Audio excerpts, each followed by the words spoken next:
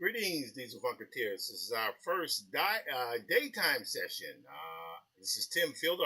Hoping everybody can hear me. I've made some adjustments to our sound. We should not have any reverb now. As I said late last night, I made the decision to transfer everything over. Let me see if my camera angles are working here. Straight ahead is working well. That's good to know. Desktop. Let's see what's going to happen. Desktop. Yes, we have desktop footage. Fantastic, fantastic. And I don't know if close-up's going to work. Let's see. Yes, close-up works. So everything works. Now, I didn't know how that was going to work. So, I am Tim Fielder. I'm a visual Afrofuturist and graphic novelist. I am moving to the daytime now because that appears when most people are actually awake. I'm known for doing this book here, Infinitum, the Afrofuturist Tale from HarperCollins imprint of Amistad. This book here from my company, Diesel Funk Studios. This is Maddie's Rocket, book 1. Presently working on book 2 and 3, which I haven't. I made an announcement before the other nights, but I think I might be able to make it again today to reach more people, because it turns out at nighttime people are asleep. I did not know that. Graphic History of Hip Hop with my good buddy, the endowed chair at Macalester College, Dr. Walter Grayson. This is volume 1. Don't worry, Joe Smith, I'm working on volume 2. Relax. Well, actually, don't relax. Be a little bit nervous, but I'm trying to relax, okay? Anyway, so I'm Tim Fielder, visual Afrofuturist and graphic novelist. For those folks who are at work now, I guess I should introduce myself. I've been in the game for a long time. I've been now presently live streaming on Facebook, YouTube, 2 channels on YouTube, and I share to other pages on Facebook. What else is there? There is LinkedIn. There is Instagram. There is Kick. And what's the other one? Twitch. Excuse me. I'm so sorry, Naeem and Ed. Twitch. I stream to Twitch as well. Also, in addition to that, how should I say this? I've been trying to get TikTok to work right, but TikTok doesn't apparently work on the Mac unless you do some kind of agency thing. And, man, y'all got to make that easier. But anyway, that's another thing. I'll eventually get it right. Now, today, however, I have been working on a few things over the last few weeks, trying my best to get things kind of in place with regards to showcasing what I'm doing and how I'm doing it. And I now have my PC up and running. We are still, for right now, I'm going to use an application called AnyViewer, which will allow me to showcase what I'm doing on my Mac while I'm on the PC as well. But if that doesn't work right, it's okay. I suspect the latency on it might be a little bit weird, but that's okay, because what I'm going to do is switch over and to, um, I should say, I'm going to try, if the software solution doesn't work, I'm going to move over to the hardware solution, which will be a KVM switch. I can get a good one connected up so it'll be as close to real time as possible. Now, why am I doing that? Because I work on the Mac. I use all of my digital illustration apps, Photoshop, Clip Studio Paint. I love those applications.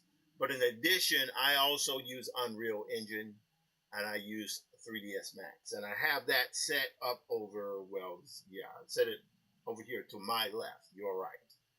And it's pretty good. I can't complain. I just loaded up the 30-day trial for 3ds Max.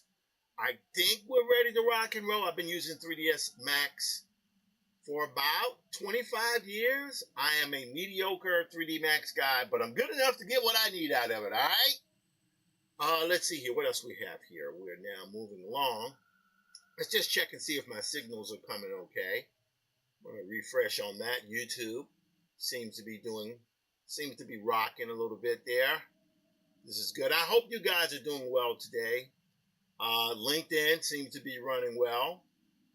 Twitch, come on, Twitch. What's happening with you here, Twitch? Is Twitch moving? Is Twitch rocking and rolling? Twitch is rocking and rolling. Kick is rocking and rolling. And Facebook, of course, still appears. Let's see here. Let's go back here. You know what? Let me do this. I'm going to do this just because I can. Because, you know, when you have a feed, your stuff starts moving down the timeline. So you can go here, right click. I'm going to paste. And now, yes, so that is now shared on the Tim Fielder page for that. So because I know a lot of people, some people connect with me through Dieselfunk. Some people connect with me through Facebook. And it's all good. And that's the way we're going to work it. All right. So what the heck am I doing here? I'm here because, and while I'm doing this, I'm going to check out of there. Hello, Andalucia. How you doing? Good to see you. Good to see you. So what am I doing here? What I'm going to do now is I think I'm going to go with a little Clip Studio Paint. Because why not? Clip Studio Paint is good. And I'm going to do a little warm-up drawing while I'm talking here. And for those folks who are now actually awake, who can see my stuff, I will take it upon myself to explain what the hell I'm doing. All right, let's go to our desktop here. Okay, good. So we're ready to rock and roll there. Tim Fielder. I run Dieselfunk Studios. We have Infinitum, an Afrofuturist tale right here. This guy here to the left, right? About a black man, an African warlord who has this pesky issue of not being able to die. Science fiction moves beyond time and space and beyond race. Maddie's Rocket, a retro Afrofuturist tale made specifically for our beautiful sisters out there who want to see black female characters and female characters in general kicking butt in a retro space environment. And I'm hoping to get that together. And also, I have the graphic history of hip hop with my partners, Walter Grayson and Christina Hungsbrook Lamartina. Let me pull that up here. There we go. So it's a graphic history company. We do a lot of cool things. We do lots of talking. We're presently now about to start up next week on Future Waves, Afrofuturism 2.0 in the world. We had an interview last night with myself, Walter, and Ronaldo Anderson, who just put out a book, Afrofuturism and World Order. A lot of people scared of that book. Yeah. But that book is out there, and these guys are going to, our company is sponsoring the event. I'll be doing virtual stuff in the States here, presently working on the gallery show of Quantum, which premiered at the UN last year during the Summit of the Future show, but we will be revising it so that it can be in a virtual format so people can see it during the Future Waves event. All right, other than that, so we got this here, and what in the world am I doing on this thing? Okay, so that's Photoshop here. Haha. I go to the little Clip Studio Paint here. Haha. I'm going to create a new image because why not? I think we will go with a 16 by 9. And there we go. We got a blank screen. Let me take my mouse. Whoops. We don't want to knock that over. Okay, I'm going to have to move that. Probably. Oh, we can move it right there. Ha ha. Thank goodness for having more than one slot. There we go. Perfect. All right, I had to move that around because the pen, see, the pen is supposed to slip right there. See, so I can always know where it is. All right. So let's go here. First thing I'm going to warm up. I'm going to warm up. There we go. I need to do this. Now, why am I doing this? What is the purpose of doing this? By the way, I'm going to tell you right now, I'm going to be doing this 5 days weekly. Did I spell that right? Weekly? There we go. Ha-ha! I'm doing this 5 days a week. Generally, I'll start somewhere between 1 and 4, and I'll try to go anywhere from 3 to 5 hours. The reason why I did that is because everybody's awake during the daytime. They're not awake during the nighttime. And we're going to see if we can attract more people to viewing what I'm doing. So that's the first thing, right? Secondly, I want to see if it might be possible to engage and share my thoughts on the industry and what's happening here. In this particular case here, one of the things that I do that know is absolutely is happening is the comics industry is going through change. It is. The comics industry is going through change. What does that mean for people who are in the comic industry? You actually have different sectors of the comic book industry. As I would define it, you have the direct sales market. I'm going to move this over here. Direct sales. And frankly, the direct sales market is not doing well today. Still there, but it ain't doing what it used to do. Secondly, we have the graphic novel sector, which I am in. And I am blessed. Just for clarity, so direct sales, Superman, Batman, Spider-Man, superhero comics mostly, right? They're having issues due to the bankruptcy of Diamond Distributors. There's going to be some more issues coming up. There are people who are much more well-informed than I am on it, but let's just say they're having problems. Graphic novels. I am in the graphic novel industry. That's where Diary of a Wimpy Kid, Captain Underpants, Amulet, Raina Telgemo's work, Jerry Craft's work, Jamar Nicholas' work, with Leon the Extraordinary and New Kid, and I think Jerry was working on some other stuff. J vs. K that Jerry did with Kwame Alexander. Micheline Hess has some hot stuff coming up real soon. So we got a lot of folks who were in the primary comic book industry who have now, a while ago, made the transition to the graphic novel industry. I'm really looking at, I forget her name, Everything is Pink. And Shauna, I think, is she doing the Babysitters Club? I don't know. Shauna, I'm going to get your name. I'm so sorry, dear. So sorry. Anyway, because I'm old, all right? And then you got this guy, Tim Fielder, who was in the graphic novel industry. But I'm in a sector that is the Afrofuturist sector. That would be Diesel Funk Studios. That would be Megascope, meaning that we do our own thing, but we kind of like have relationships with mainstream publishers. For example, I publish my books through Diesel Funk Studios, but I also have a deal with W.W. Norton for my adaptation of W.E.B. Du Bois's The Comet. So I've been working really, really hard on that, hoping my editor doesn't cut my head off. Hey, Gina, how you doing? And hoping my agent doesn't cut my head off. Judy, I'm working. I'm healthy. By the way, a good thing. So when I went into the hospital in April 9th, I was not at my heaviest, but I was 254, 255. Definitely the most painful 2 weeks of my life. I went into visceral detail on that last night. Maybe I will do it again during the daytime so people can see it. But you would not want to mess around with a pulmonary embolism. Don't do it. It is highly, it gets a -0, -10 rating from me on Yelp. Pulmonary embolisms suck horribly. However, I did survive, had to kind of recover and get myself back up to walking speed. I now, when I walk, which is generally 5 days a week out of the full week, I generally do about 5 days a week. At least 4 of those days are 5 miles, and one day a week I try to do anywhere from 7 to 10 miles walking. And my diet is dramatically cleaner. And I would have to say that as of today, remember I went into the hospital April 9th. I was 254. This morning I hit 227.5.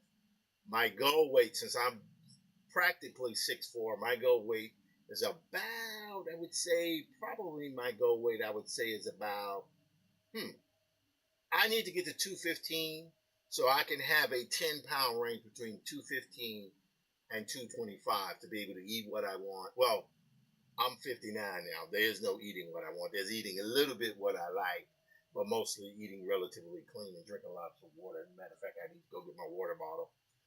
So that's what I'm doing. All right. So you got the graphic novel industry. Then you have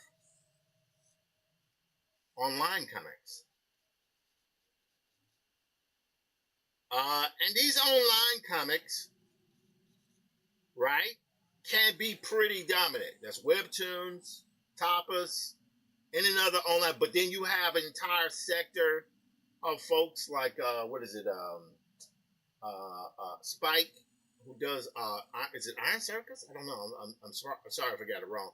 But they publish a lot of their books online. And, they collect them online. Was it Evan? Not Evan Dworkin. What's his name? Dresden Kodak. That's one cool little fully rendered daily strip that happens, and I like it. I think it's pretty good. So you have these online comics. There's a sect of manga and anime into it. That's a whole nother thing that you might say, well, am I considering that as part of the industry? Yes, it is. But those books originate mostly in Asia, and there's not a strong base of manga creators here, other than the guy who does white manga. He's great, Apple Black. I'm looking forward to. I've been following him lately. So that's what's happening. It's all the Wild Wild West to a certain extent. So what am I doing here? What I am doing here is the following. I have decided that I'm going to have to take a new tact in doing my work. I'm going to do something pretty creepy here. I've been getting a lot. I've always been a huge fan of the Parker adaptations by Darwin Cook. Love his stuff. I love the kind of simplicity to it. I'm known as the heavy painted, I do the paint guys. I'm one of those type of dudes here. But I also use heavy digital technology. Some people are like, well, you do? Yes, I do. Yes, I do. I use 3D. I use 2D digital. I use 2.5D digital.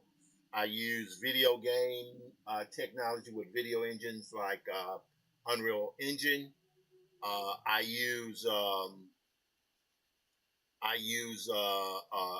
Unreal Engine. I use 3ds Max. I do not use Blender, although Blender is awesome, mostly because it's free. But what's been happening for me lately is because the world and the systems will change. You used to have to learn stuff like Maya because if you wanted work, that's what you had to do. And I never learned Maya, so I paid the price for it. But what's happened now is that we exist in an environment where the software you use is still important, but it's not all there is now. You just need to be able to create images because studios no longer have the edge to dominate the industry. Why?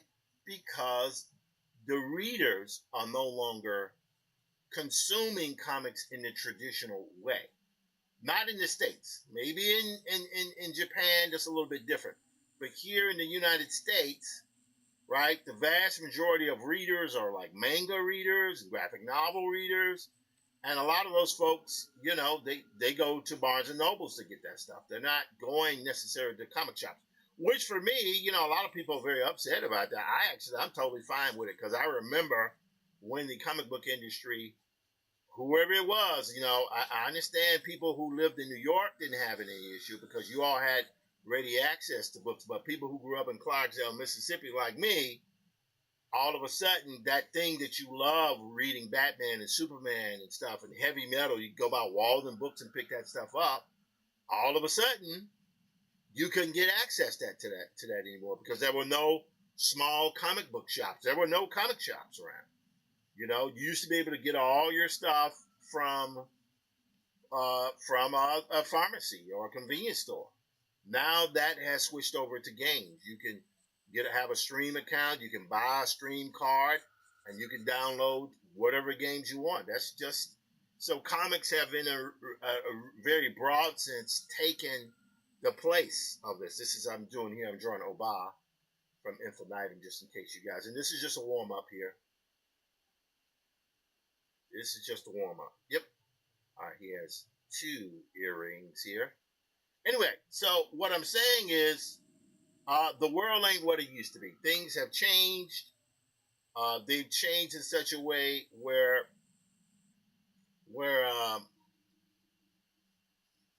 I don't think it's ever going back. This doesn't mean that it's not going to work itself out.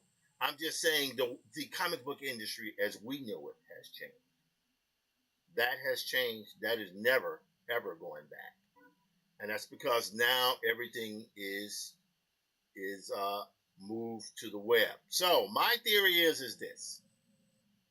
While sure, I have a book deal. I'm very grateful. I'm very grateful for the book deals that I've had. I'm going to continue to work with the industry as long as it wants to work with me.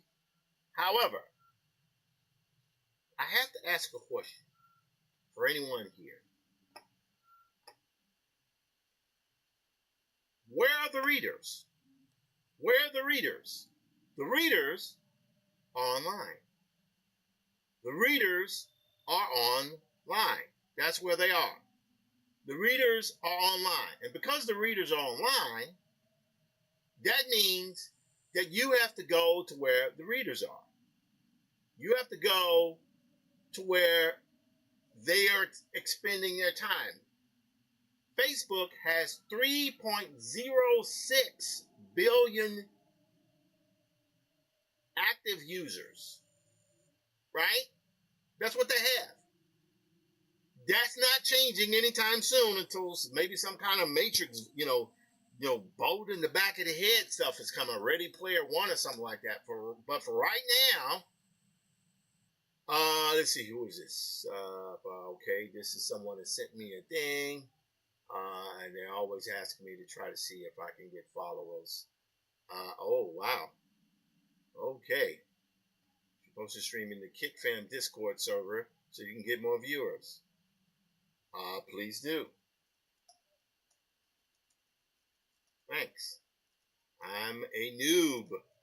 Smiley face.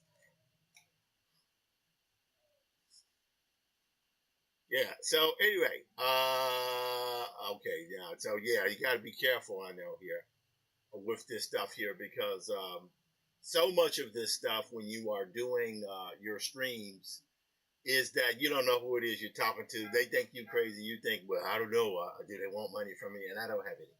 All right. So I'm sorry I got distracted there. Hello, Michael Hines Art. How you doing? Good to see you. Good to see you. All right. So back to what I was saying here. And again, here I'm drawing Oba from my graphic novel, Infinitum, an Afrofuturist tale. I remember the editor who was there at the time when she saw that Oba was just this real jerk. And she would ask the questions, does he even love the women he's with? And I was like, of course he does. She says, well, he doesn't show it. I'm like, of course he shows it. He's immortal. He's immortal. Everyone that he has ever known is going to die. All of them are going to die, right? This guy lives so long, he ends up having a relationship that's same sex. But what's going to happen to that person? They're going to die because that's the problem that immortals have. At least on paper. I've never personally met an immortal myself. But it's like there's a quote that I say at the end of Infinitum. Let's see if I can get it here. See if I can find it here. Do I have it here? No. Whoa. Oh, my eyes are so bad. I'm reading from it now. Here, let's go here. It says, let's go all the way to the back because I think that's where it is.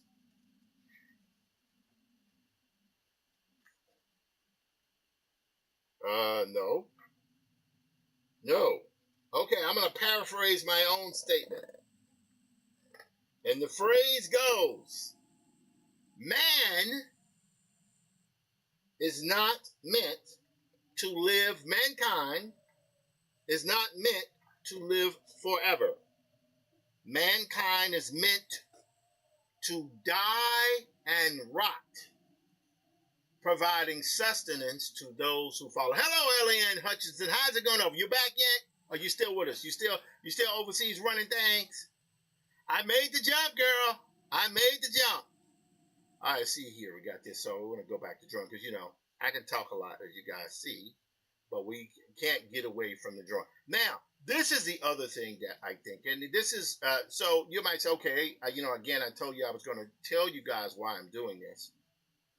So my theory is, again, you want to go to where the readers are. And where are the readers? The readers are on social. Hey, girl, good. Still over there? Still overseas? I'm talking to people. I'm chatting with folks on YouTube. I'm chatting with folks on Instagram. And guess what, Eliane? Apparently people are awake. Who knew? They are awake during the daytime. I didn't know that was going to happen. Wow. Hoopty-doopty. All right, so we go here. Facebook is good. I'm going to go back to Diesel Funk here. I just want to see what's happening here because people can send me messages and sometimes I may not see what they are doing. Also, I think my stream is being saved to the Afrofuturism 2.0 group as well as the Graphic History Company. Graphic History Company, we've been around now for about almost 2 years. Very proud of the work that we do. And we are rocking and a-rolling. There we go. All right. Yes. Live stream is going good. Okay. YouTube is going good. Both YouTube channels are going good. I'm going to have to figure that out. LinkedIn is going well. All right. We got Twitch is still going there. Yep. I don't know. We're going to see. All right.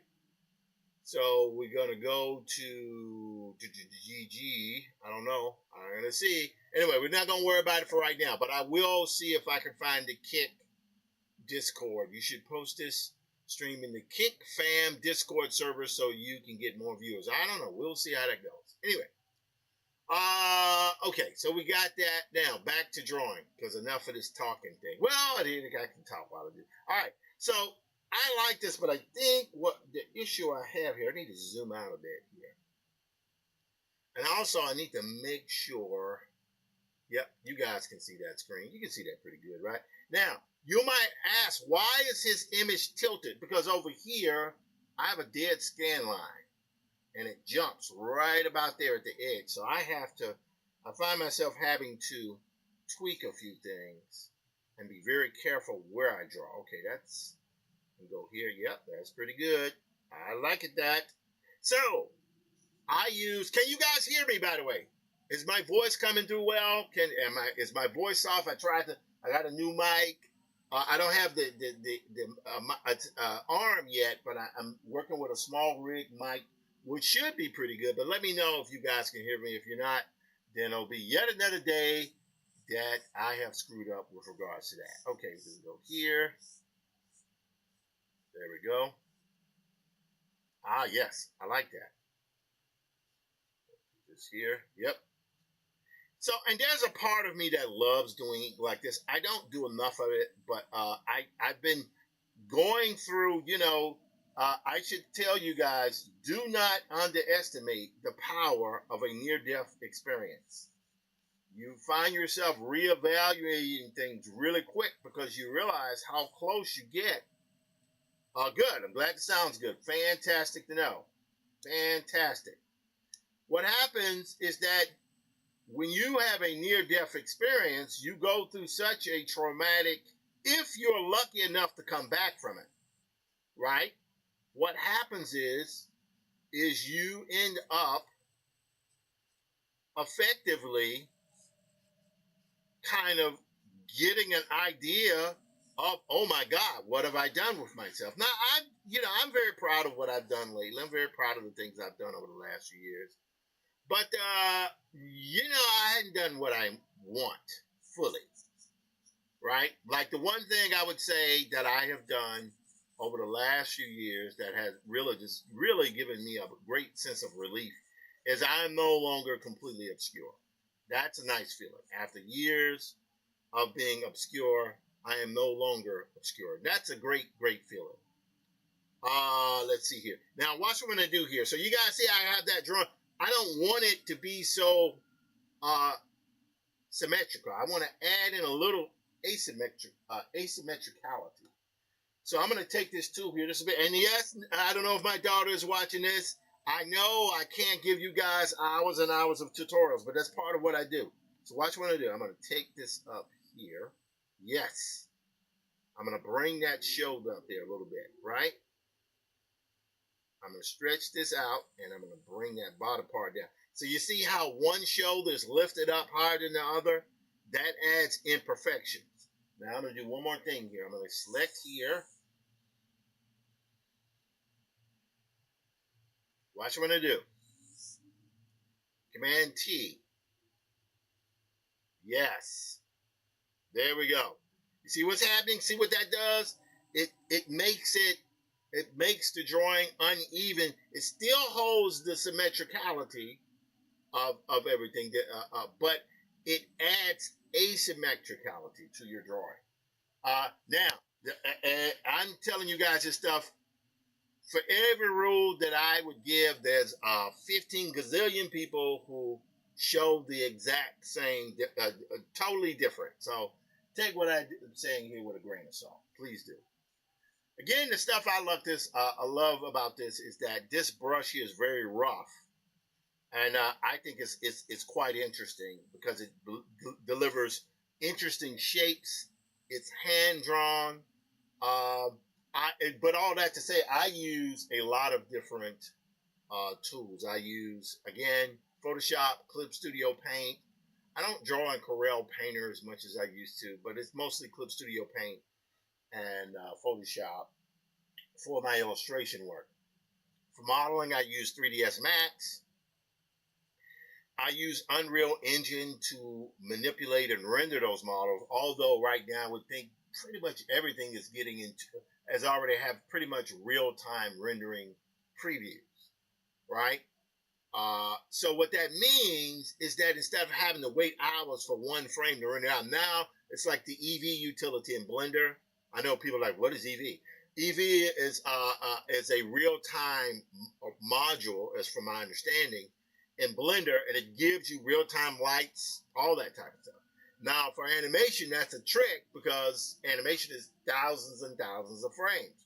But if you're doing comics or illustration, you can actually get your base models in, light them, so that your rendering is dramatically less involved.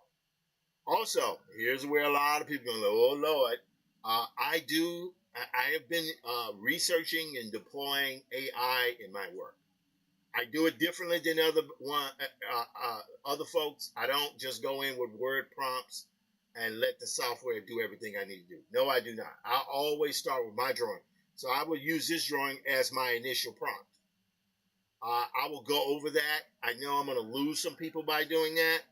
But, I was talking with my brother about this the other day. We all know this technology is not going anywhere. It's here. And it's not going anywhere. That's the first thing.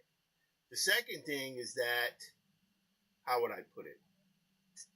We know the technology is not going anywhere. And as human beings, we need to begin to understand that, like with the arrival of the automobile, like with the arrival of nuclear power, like with the arrival of the computer, right? Of the desktop computer, right? Like with the arrival of hey, what can I say? Arrival of the internet changed everything, and that to me was the last major like societal change. I mean, yeah, you had small or major changes that changed a lot, like cell phones, the iPhone and mobile devices. That was a pretty big change, and it did change society. But none of that would be possible without, as far as I'm concerned, the internet. Right? So the internet changed and set the ground for that type of stuff. Let's see here. I like this here. I think what I'm going to do, yep, I think what I'm going to do is drop into spots because I can overpower this shot very easily by just going too far with it. So I believe that AI is going to do that now. And not all of it is going to be good, for sure. But not all of it is going to be bad either, right? And as a illustrator, traditionally trained illustrator, who went digital many, many years ago, I know what happens when I, as a creator, don't attack the technology. What begins to happen is that the world changes and adopts that technology, but I myself, because I took my time and didn't take it seriously, I missed out on the opportunities that emanate from that technology. I once saw just today a prominent science fiction author make the comment that if you're into Gen AI, unfriend me. And I thought to myself, wow, that's unfortunate because I love that author. I didn't unfriend him. I didn't announce myself or anything like that. But I thought to myself, wow, this guy who is one of the most prominent science fiction authors on planet Earth, right? On planet Earth, everyone knows his stuff, makes a proclamation about technology disrupting society. Yet his books are based on technology disrupting societies. That's what he writes about. And so I'm not saying he doesn't have a right to that opinion. Of course he does. We all have a right to our opinions. And just as I also recognize, for better or worse, we will have a right. We do not have the right to consequences. You know, you get blackballed or whatever. That's just what happens. And I get that. Okay, this is pretty good here. But I feel like if we're going to be honest, right? There were people who were criticizing the arrival of the automobile. Automobiles have obviously harmed our environment. The pollution that comes from them, all of those type of things. However, millions of people drive cars. There's no denying that. You can't sit here and try to say that's not the case, right? What we can do as artists, as traditional artists, and maybe there's a difference between fine artists. Fine artists do whatever they want. My oldest brother's a fine artist, and they have this thing that they call that they are appropriating elements, meaning that they are taking other folks' work to do what they do, and that's an accepted component, right? When what's his name, who took Russ Heath's comic panels? Doggone, I can't believe I'm drawing a blank here. Artist, if someone knows the topic, he did where he turned comic panels. Andy Warhol did it, but I think Roy Lichtenstein did it more prominently. Roy Lichtenstein became a multimillionaire off of those appropriated comic panels. That's what he did. Russ Heath was not doing well towards the end of his life. Fantastic artist. Was it Russ Heath or was it Russ Manning? I forget it was one of them, but it was one of the Russes, right? And these guys were incredible artists, but they didn't get the money, right? They didn't get the money. And so I'm wondering You know, is it okay if I don't starve? To you guys? And I get it. You know, if I do this stuff, there probably will be some people who won't read my stuff. And I'll have to live with that. But at the age of 59, having almost been dead as a doornail in April, having to write, detailed text to my family, my children who are all now grown adults, my parents, my siblings, my community of Afrofuturists, and just to kind of let them know what I feel about them. If I'm not here, if I don't make this, this is what you guys should do. I'm so proud of you. Thank you for taking me in. Blah blah blah. The whole thing, because I didn't know if I was going to make it.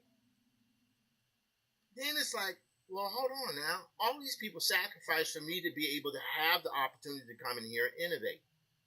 Why not do that? Why not innovate? It's part of being an Afrofuturist. It's part of it. There's no escape from it. It's what it is, right? Now let me just go here a little bit heavier on here.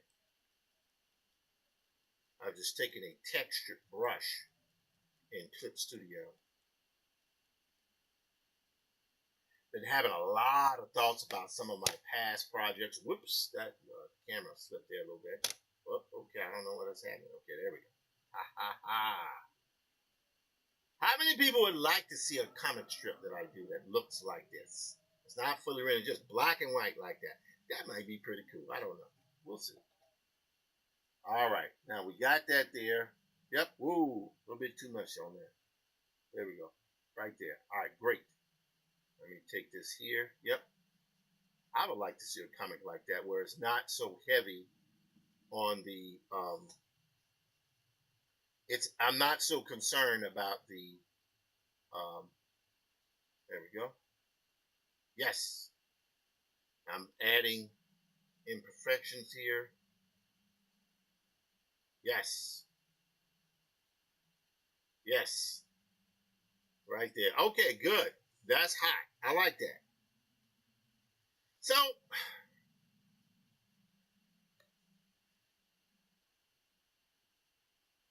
where are the viewers? Where are the readers? They're on social. 3 billion people on Facebook. 2 something point something billion on Instagram. Uh, TikTok, even more ridiculous. Well, not more ridiculous, but as ridiculous as close to Instagram. That's where they are. That's where the people are. You can't. I'm not trying to be. I'm just. It's fact. It's fact. It's what is. I know what people want or what they would like it to be, but I'm talking about what is. And what is that that's where the readers are. Why would you make a reader? Well, you can do whatever you want, because I don't want to judge, to each his own, particularly myself, imperfect.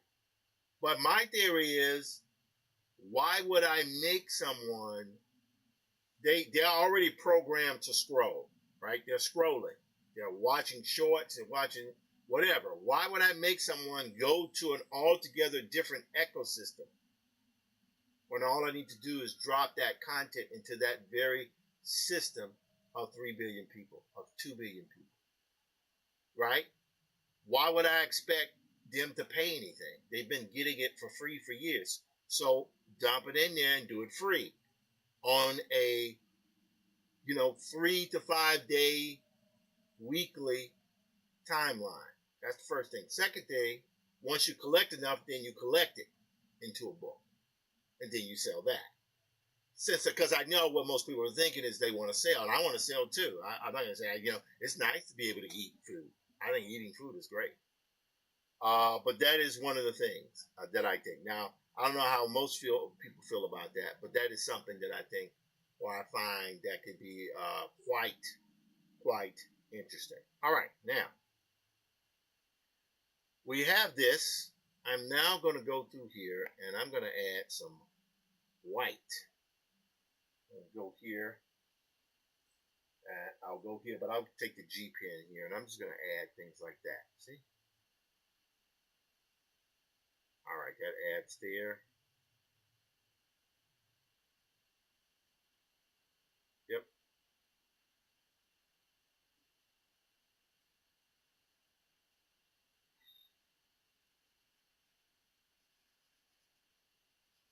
Oops. So I'm adding a little glow on here. There we go. Mm.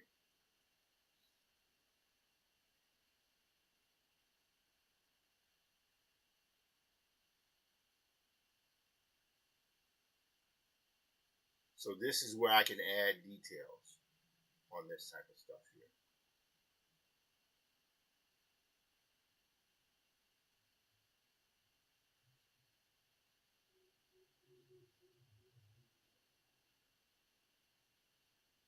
Yep.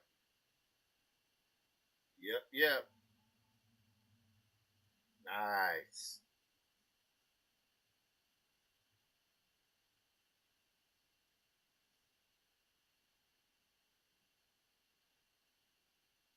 Yeah. So this is the type of stuff I'm thinking about doing, like this.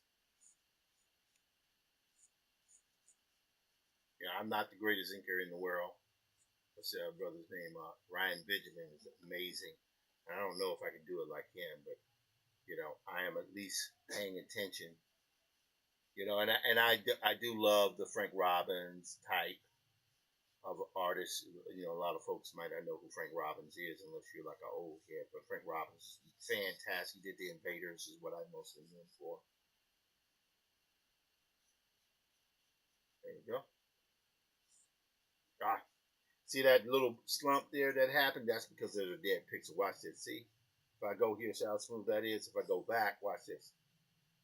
See how it curved there a little bit? It's because there's a dead scan line in this tablet. All right, let me check my chat here. I think I got some folks, and eventually I'm gonna have chat stream happening here. But I'm trying to figure out how to best say.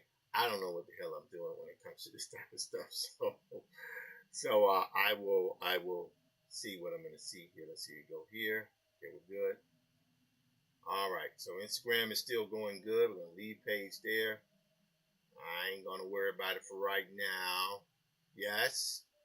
Got Instagram is going. Thank you, Instagram folks, for being here with me today. I really appreciate it. Really, really appreciate it. You have no idea how much I appreciate you guys being here today. Okay. And also, Alien Earth comes on tonight, episode 6. I'm a huge, huge fan of Alien Earth. I love that freaking show, man. That show is amazing. Uh, I love it when characters like Moro, the cyborg from Ghana, it's like that's just I mean, what more do you want, man? That's just amazing, amazing stuff. And I like uh you know, I like the way they rock. I like the way they work. Hey, the Maradai 1986, how you doing? Kick fam Discord. I'll have to see. I don't know. Just drop your channel in the Kick follow channel. Send 4F4. What is this? Let me know if you want to invite Discord. I will see into it. Yes. I say yes. Please send an invite. Still trying to figure this thing out. Alrighty. Whatever you guys are, Murado Dali, Muradali, 1986. Thank you. Thank you so much. All right, let's keep going here. And it's not that I guys, I'm still, it's nothing personal. I'm trying to figure out how this thing works. So is it that you're doing a kick, you're on a Twitch or a kick stream and you're just sending your stuff into a Discord group and you get views that way? I mean, I don't know. Just look up on it, do the look down on it. I still need to figure out how it works. But that is what's going on. Also, what in the world is going on with TikTok, man? Hello, Maceo Macio's Photography. How you doing? Thank you for showing up today. Okay, what do we got here? We also have, okay, now, so I've got this drawing here. So now what I got to decide is, do I want to color this? I do want to color it, even though there's something about the black and white aspect of things. I would say there's definitely something to that. Definitely something to the black and white thing. But you know what? Let's look at a little reference here. Hello, Stacy Robinson. Thank you so much. Stacy Blackstar Robinson, or excuse me, I apologize.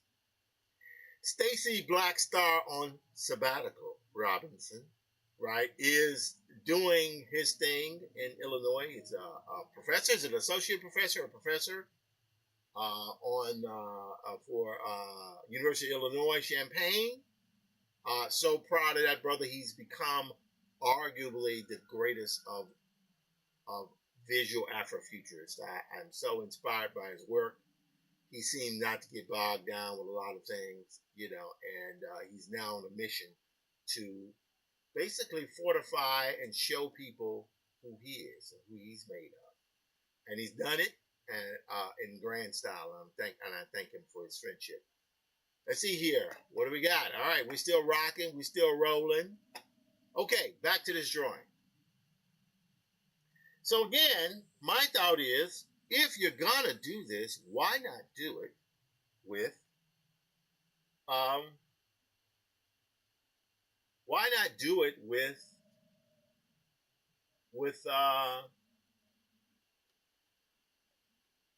social?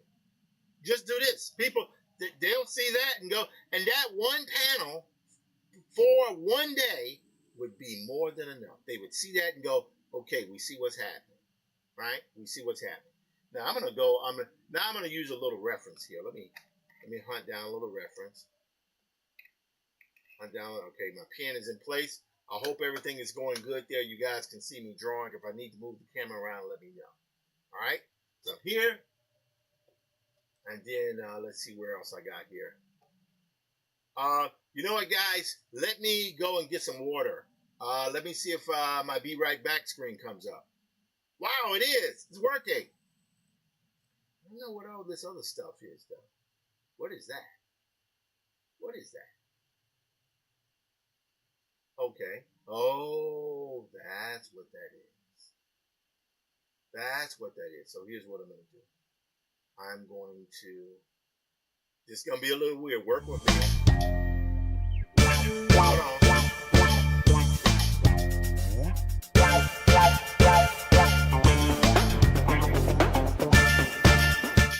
Okay, we got that.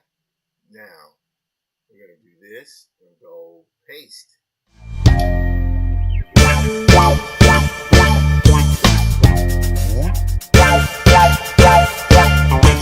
Okay, I got it. I just need to do that, see if that was going to work. I'm going to go take, I got to go use the bathroom. I'll be right back. I'm going to get a little water. I'll be right back.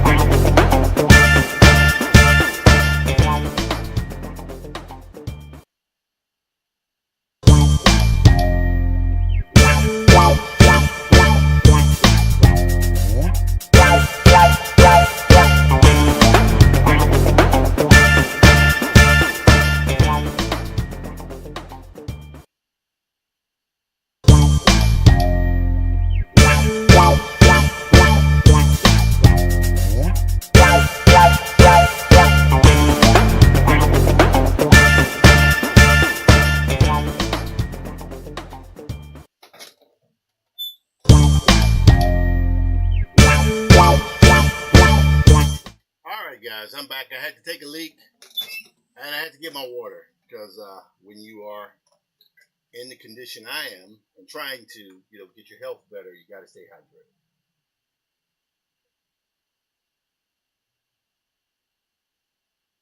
Okay.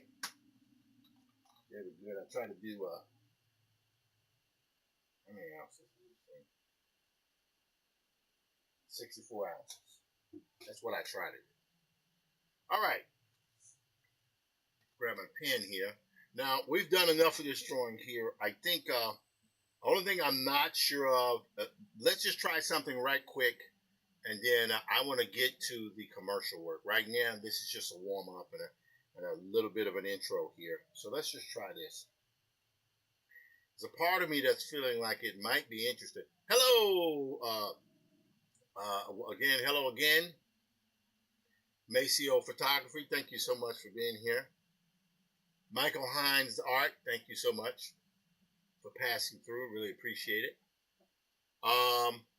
Also, I want to thank the folks on Kick who are sending interesting messages. I don't know. LinkedIn, how you guys doing tonight? Or today? It's not night, it's daytime. YouTube, what's up, YouTube? Both YouTubes, how you guys doing? This is great. A few things that I'm going to start doing in the coming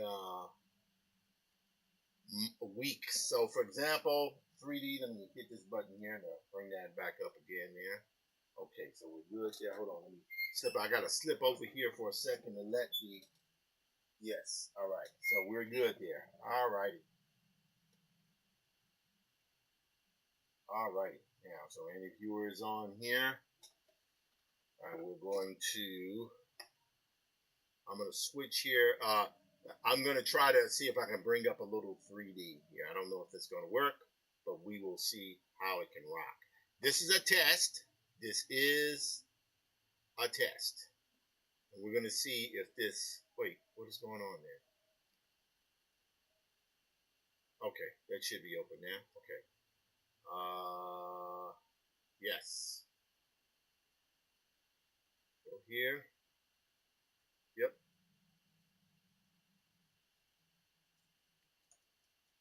Hang on 1 second.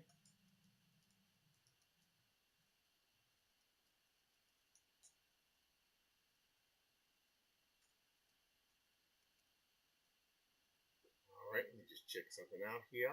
Yes. All righty. So what I'm doing here, I'm setting it up so that I can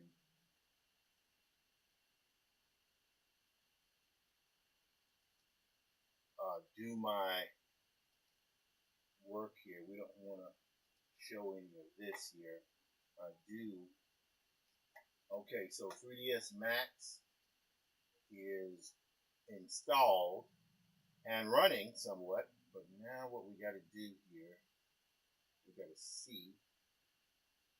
Hang on 1 second, guys. Hang on. What in the world is going on here? Now, what I'm doing, so just in case anyone might have some confusion, I'm running a PC and a Mac. And I just want to take this here for a little moment. Just bear with me. Bear with me so you guys can see that what I'm doing here is actually, whoops. Okay. Hang on. What's it called? Any viewer. Not nanny viewer, man. Any viewer. Any viewer. There it is. So we're going to open up that app. There we go. So we got a thingy here. We already have this, and what we're going to try to do, we're going to connect. There we go. And we're going to go to, hang on 1 second.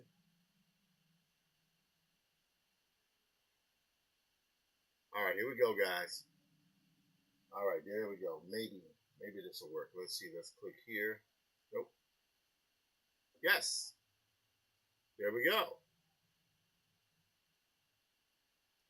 All right, let's see what happens. We might be there in just a moment. Let's see here.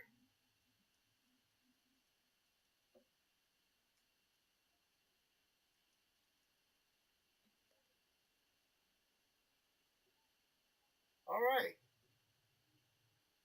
Oh, that's wrong. Okay, that's not good.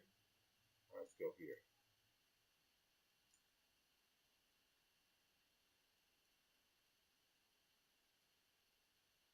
All right, there we go. Okay, we're good. We are good here. So now, here's the moment of truth. Wow, look at that. We actually have access to our PC and we can control our PC. Holy crapola. Now, I don't know if the signal is that strong, but this is all right with me. This is all right with me, baby Baba. Ha ha. Ha ha ha ha ha ha ha. This is great. All right. So we've been going now for about an hour. Now, back to interviewer. I'm going to go here. All right, this is great. Now, so as you guys can see here, one of the things that's happening is I'm able to use my 3D software or get what it is that I'm trying to get done. And I need to use 3ds Max 2025. Let's open this up here. This will be good. We have to give it a moment to open. I am using a Surface Pro. It's a big drawing screen. Back a few years ago, Microsoft did a commercial on my career, and I was very fortunate to be able to. What is it? Did I open up 2 seats here? I don't know if I did, baby. I don't know if I did, Brian. All right, let's try it again. Right click. Ah, yes. Open. Open, man. Open. Now, the next upgrades I'm going to make to the unit here is, let me transfer here, by the way. I'm just going to go straight here because I don't want to do my passwords or anything here. Don't want to be able to mess up with my passwords, man. All right, let's see here.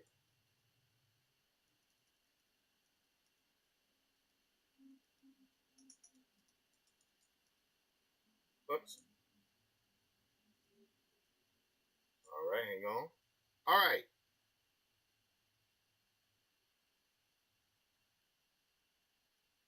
All right, so I'm using a 30-day license. If I can make this thing rock over the next 30 days, then I'll probably go for the subscription service. Let's go here.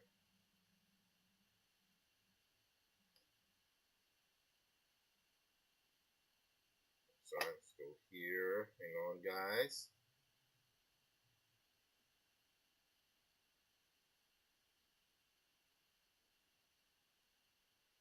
Alrighty. That was a code. All right, great. Now, all right.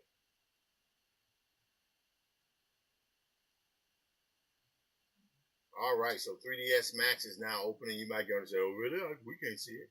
Yes, you cannot see it right now, but I'm gonna need you to stick with your dude here. Stick with the dude here, dude, man. Stick with me, man. Stick with me. So we're gonna explore. Remove this. We're gonna explore now. All right, that's good. I'm gonna minimize this. All right.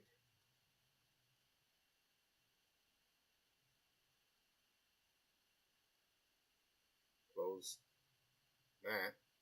All right, so 3ds Max is now opening. Let's give it a second to fully start up. So nice, the software options that are available to you now. You're trying to do your thing here. Let's open up. It'll take a second here. All right, fantastic. Look like Max is still loading up here. Also, I'm going to take it upon myself now that I have this open. So I'm going to have two apps open on this PC. I'm going to have 3ds Max 2026, and I'm going to have Unreal Engine. Time to load up Unreal. Last time I tried Unreal, though, it was weird on this particular machine, but it's okay. So we're going to go to the Epic Games Launcher. My friend was making fun of me, complaining. Well, he wasn't complaining. He was making fun of me because Unreal took so long to open on the Mac. It really did. What can I tell you? It was pretty intense. But what you gonna do? What you gonna do?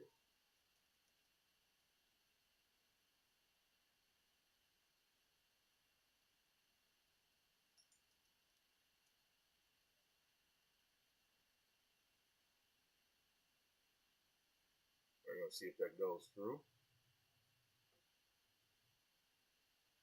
Yes.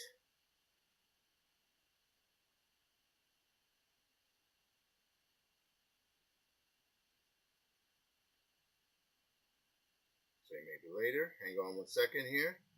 Yes. It's been a while since I've used Unreal, since I moved over here. We're going to go here. We're going to do that link. All right. Now, let's see what we can rock. Oh, apparently. Oh, is Epic Games update available? We're going to go, whoa, crap. Nah, I didn't mean to do that. Doggone it. See what happens when you click too fast on this stuff, man? Not good. Not good.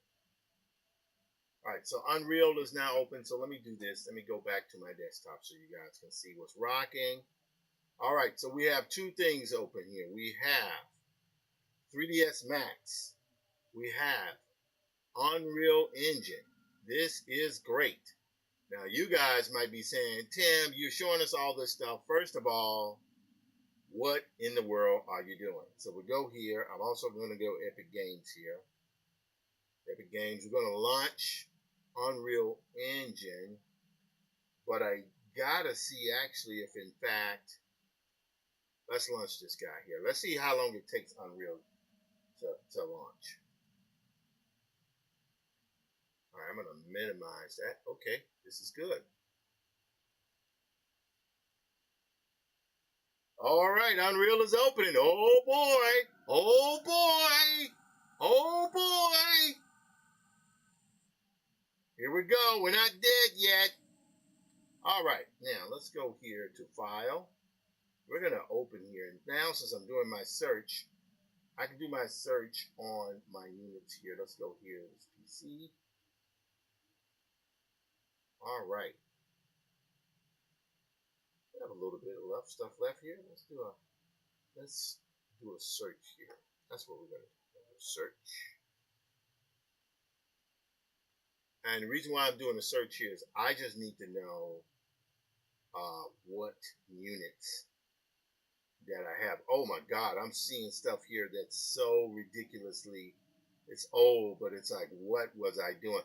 I was, for those folks who don't know, I was doing an adaptation of Samuel R. Delaney's Nova. Let's see, do I have that book here? It's here somewhere. Where is it? I was doing it. And I put so much work into that thing before that project fell apart. It's very unfortunate. But it was pretty intense. It was very, very, very intense. And I had so much fun doing it. But, hey, these things happen. So what are you going to do? What you got to do, man? What you got to do? What you going to do? All right. Now, enough of that. Let's go here to Documents. We're going to go to Matty models. Yeah. Ha-ha. Yeah, man. We're getting to it now, buddy. We're getting to it now. So check it out. So several weeks ago, I showed people, and like I said, I'm working on Matty's Rocket. So I'm working on multiple projects. I'm working on Graphic History Hip Hop. I'm working on Black Prince for University of Georgia Press. It's another book deal I have. I'm working on my adaptation of W.E.B. Du Bois's The Comet. I am also doing, let's see, Matty Graphic History of Hip Hop, Black Prince, The Comet, and I'm also doing my own work. Right? All of these projects are some semblance of my own work because they're projects that I largely helped to originate, or I was brought on board to bring what it is that I do. Anyway, enough of that. He's like, what is he talking about? But I utilize 3D in my work. That is one of the things that I do. But here they're gonna adaptation. All right, watch this. So we're gonna double click here.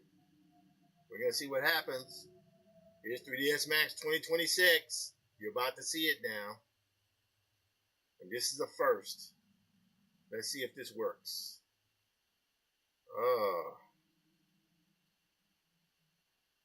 Close that. And continue. Default scene material has changed. Okay, what does this mean? What are you doing? All right, so you have this file section open here. What is this stuff, man? How is this helping illustrators? How is this helping storytellers? Well, stand by. Give it a second to open. And I'm going to definitely have to make some upgrades for this for sure. Let's see here. Let's go to...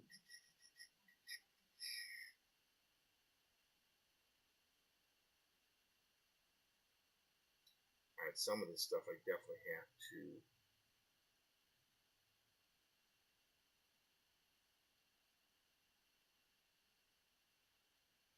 Yeah, I don't know. Let's click here. We're going to click on that project there.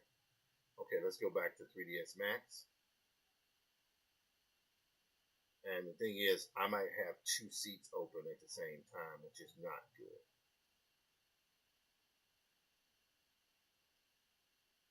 Yep, because if you double click on that, it's very sensitive, and it'll end up opening up two seats. Okay, so let's go cancel here. I can close there. And I should have one seat of Max open there. There we go. So we'll go here.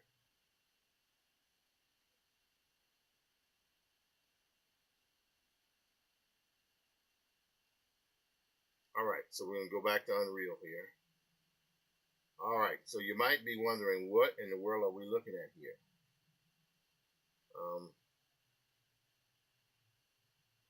Now, if I hold down...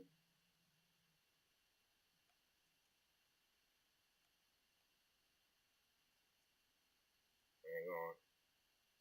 Trying to get this right here. Whoops.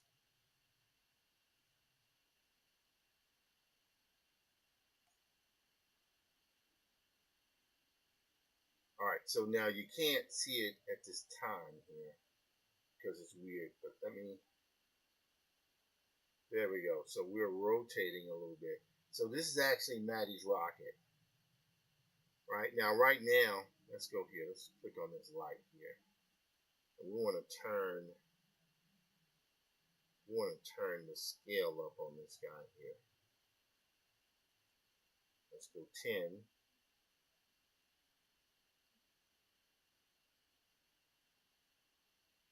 10. 10. All right, now I don't know if that's going to help, but what we're trying to do is brighten up that light. And it's been a while since I've dealt with like photometric lights in Unreal. But what we're trying to do is to get it to be more prominent in the scene here. So let's go here. And also right now we have a perspective view, but I'm going to click here and I'm going to go to my camera view. Let's go to physical camera 01. All right. And as a matter of fact, let's see if we can switch it. All right. Let's see here. If I remember correctly, level build options. Yeah, these are things where I'm going to have to relearn how to do a lot of this stuff here. Let's see here. Window. Nope. Build. There we go. Yeah, so these are a lot of things that I have to get together. I have to relearn how to do a lot of this stuff with Unreal. And this is good because in a sense, it's making me again, have to relearn some things. Okay. All right. How about this? All right. What I'm trying to do here is turn this object here, and it's been a minute. All right. So we know zooming in and zooming out. Okay. There we go. So there's the interior of the ship. All right. Now, I'm going to have to relearn a little bit of this stuff here, but I wanted to see if Unreal was working. So that's good. We know we have something going good here. Um, I wanted to show that so that you guys, so I can demonstrate to you guys so what I've been doing. So that's Unreal. That's not bad. I mean, you can't see anything worth a damn, but that's okay. Let's see here. Light types. Loom. Lumen. That's the one thing I haven't had. Nanite? Okay, so we definitely got to do some work on this.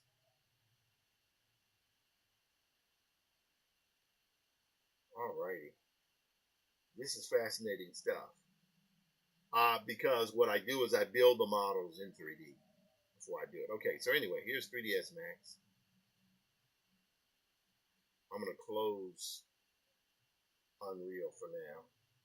We're going to go to don't save because there's no need for that at the moment. All right, so now we're going to go back to 3ds Max. We'll close Unreal. We'll go back to 3ds Max. All right, 3ds Max seems a little bit different than I last remember being in here.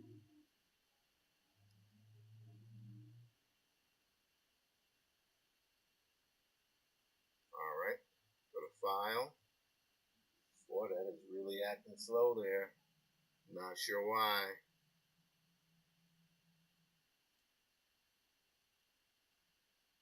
Okay.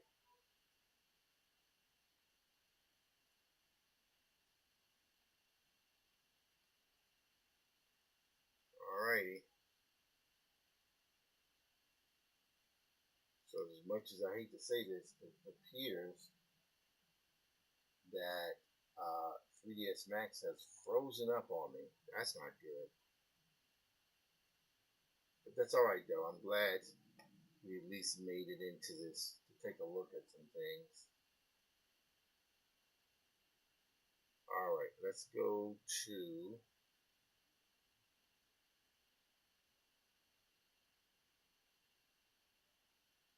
hang on.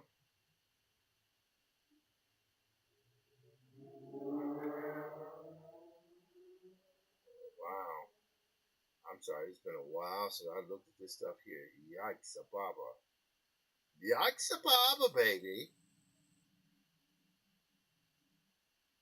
Also, my friend Mark did tell me that so much of these tools that we are using now are there's a kind of a, I assume there's an EV substitute or alternative in 3ds Max.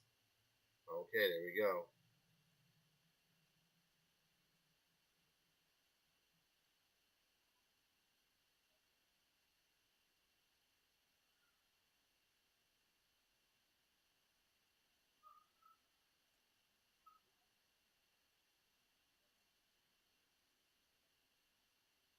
Bring this to the side there. Okay, there we go. So it is gratifying to know that 3ds Max, I'm actually running it on kind of a virtual setup here. So that's not bad. All right, now back here.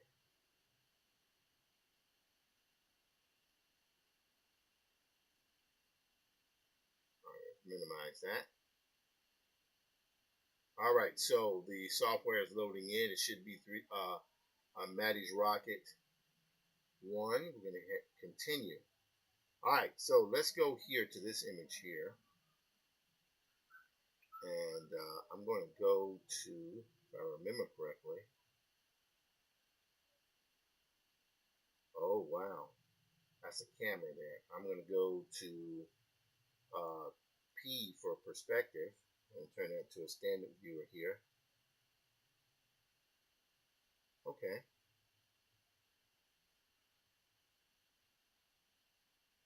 It's been a while, ladies and gentlemen. All right, here we go.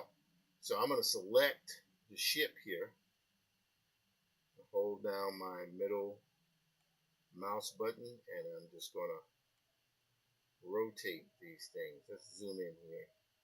Now I'm going to orbit, but I'm going to orbit around, say, one of the objects inside, probably chair. So watch this, guys. So this is the orbit device. So you see Maddie's rocket? It's literally her rocket that I have built in 3D.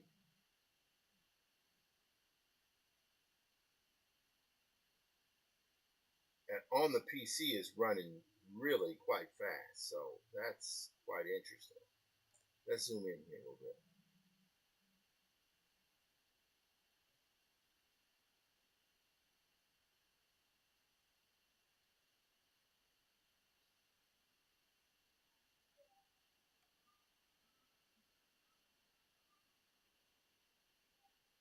All right. Haha. Look at that. All right, let's zoom out a little bit here. Want to zoom out. I think what we'll take, if I remember, field of view. Take that.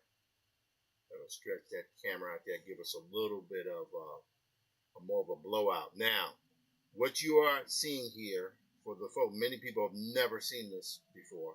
So what I did was I built the rocket, the interior and the exterior of Maddie's rocket, of her rocket, and I did it in such a way where I don't have to redraw this stuff anymore. I can just render once, build once, use infinitely.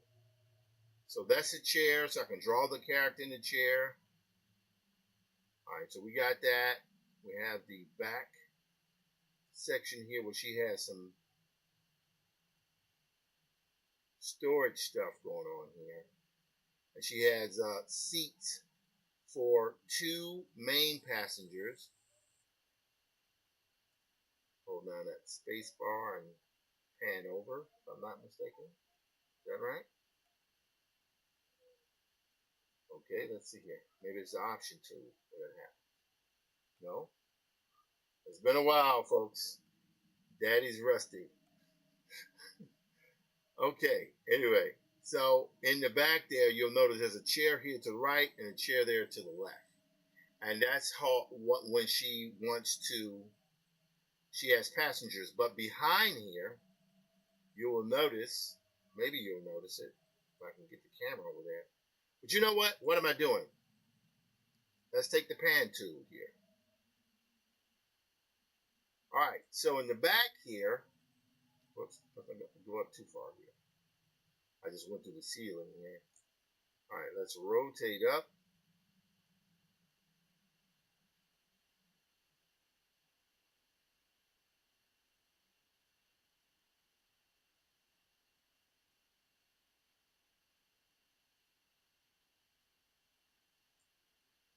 All right, let's zoom in here.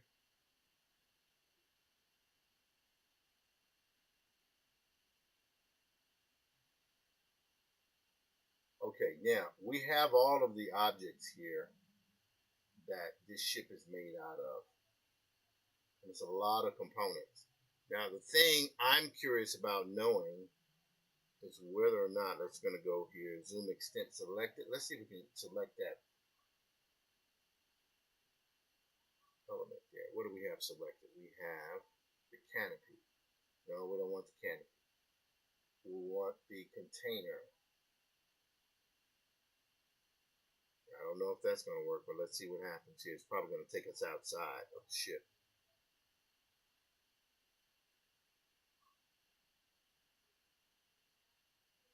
Zoom extents all.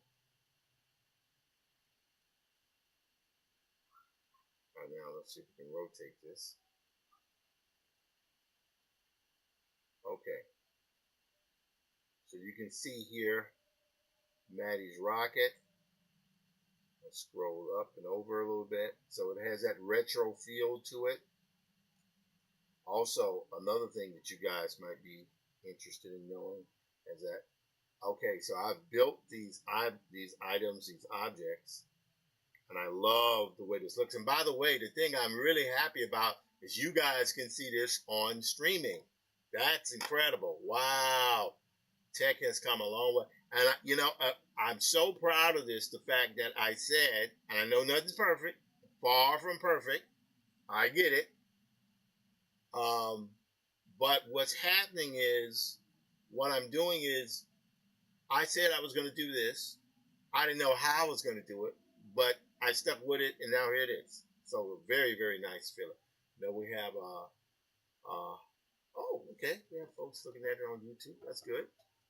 All right. Let's see. It's 5:05. We're going to be going till 6 o'clock. Maybe 6:30. We'll see, because you know what happens tonight. Alien Earth. Let's see if the Alien Earth trailer is available. Let's go here to... Oh. Okay, I don't know what that is. I do not know what that is. All right, anyway. So let's go here. We're going to go right there. Let's see if we can look at the trailer for Alien Earth. Earth episode 6 trailer. Oh boy, here we go. I guess we'll go to a full screen here. Let's turn the volume up on this Billy Goat.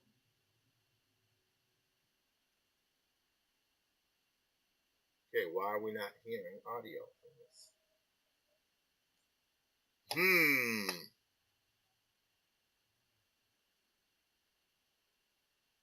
Oh, that's why.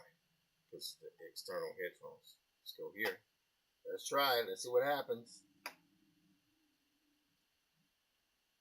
They're experiments, Dan. That's what we do.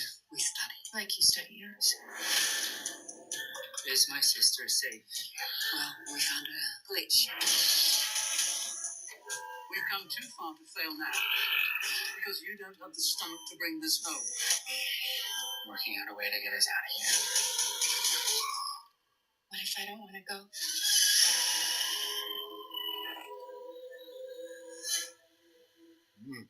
That looks intense. That looks intense. Wow, hoopty, hoopty, whoopty. Wow. Looking forward to that. Alien Earth is great. I love the acting. I really am very, very impressed by the work of Noah Hawley. He just seems to, and I know it's a difficult job because, most alien movies, sequels, frankly, have just been, oh, well, they're trying to escape from the alien, trying to impregnate them with the chest buster. Horrible body horror stuff. But at the end of the day, it's like, okay, you're going to repeat that over and over again in a TV series where you got 8 episodes or so. And then it gets a little bit tedious, right? Sort of like many of the sequels were. I'm sure the people who worked on them were very talented and very good, but it didn't really expand the story of Alien. Romulus I actually like, but it still was just a small portion that kind of alluded to a much bigger picture that it didn't deal with. This is dealing with bigger stuff. It's dealing with corporations, corporate intrigue, corporate espionage. It's dealing with greed and betrayal. And I think it's very, very impressive. Very impressive. I really do think it's very impressive. So I'm looking forward to checking it out. All right. For you guys that don't know, well, I told you this is Tim Fielder. Diesel Funk Dispatch is my project. And I'm doing my thing and showing people how I do. I have been using ChatGPT 5 a little bit lately to try to get some design stuff here and get some ideas on what I'm doing. I've also been using Manus. Now, one of the things I realize is what I've got to do is, although I've been using ChatGPT and Manus, you really can't get anywhere using the free versions. You've got to pay for the full-on version. So that's one of the things I'm going to be doing. I'm using Runway. I don't know how much longer I'm going to be using Runway because it does some things in it that I find that are not as robust as I would like. However, this is something that I did a little while ago. So I actually imported this image. This is an illustration I did of Maddie's Rocket a while back.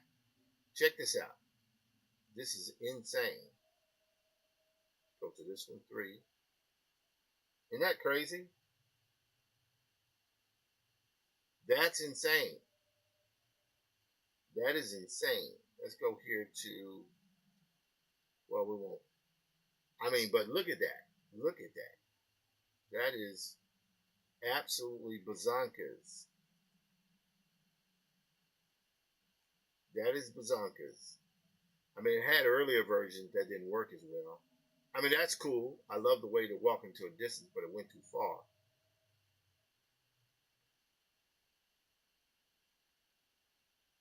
Let's pause that.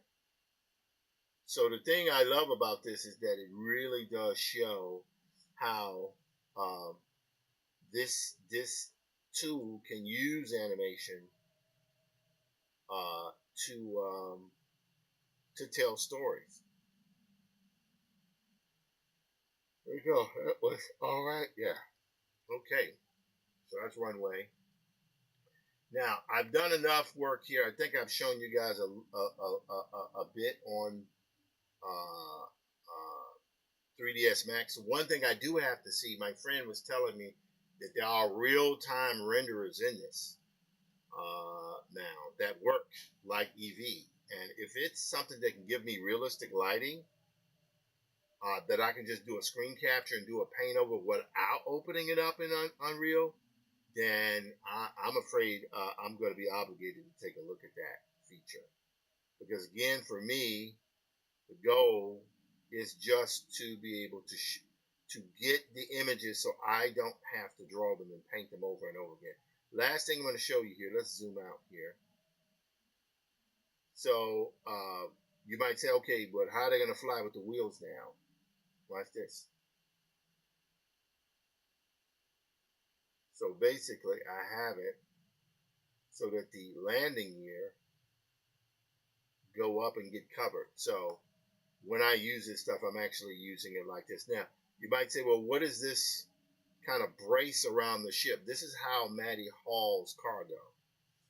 You see what I'm saying? There are cables, and these cables hook to these crates, right? And it's almost like a truck. She can haul them behind her.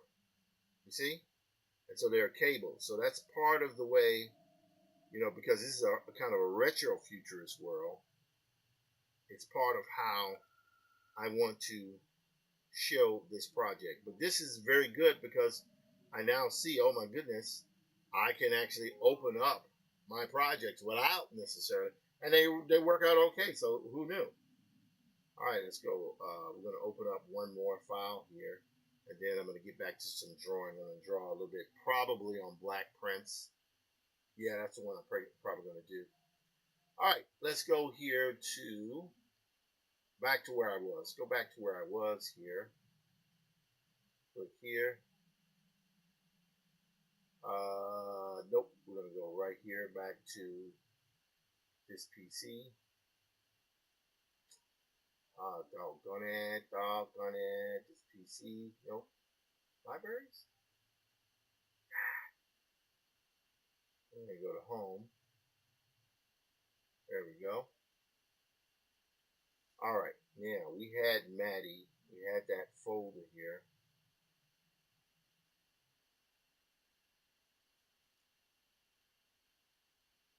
All right, hang on, guys. Hang on 1 second, man. Music videos. I'm going to go models. Actually, hang on.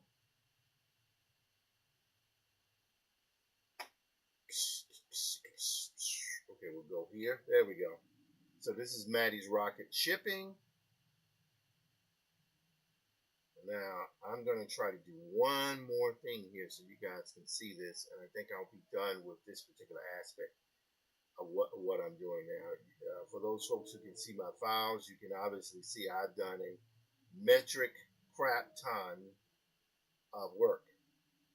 All right, SOS Station. This is the one I wanted to show here. And the last time I really did any heavy work on it was a few years back.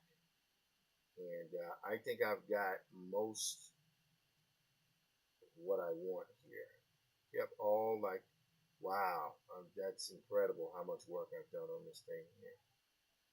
All right, so we're going to go to SOS Station 92.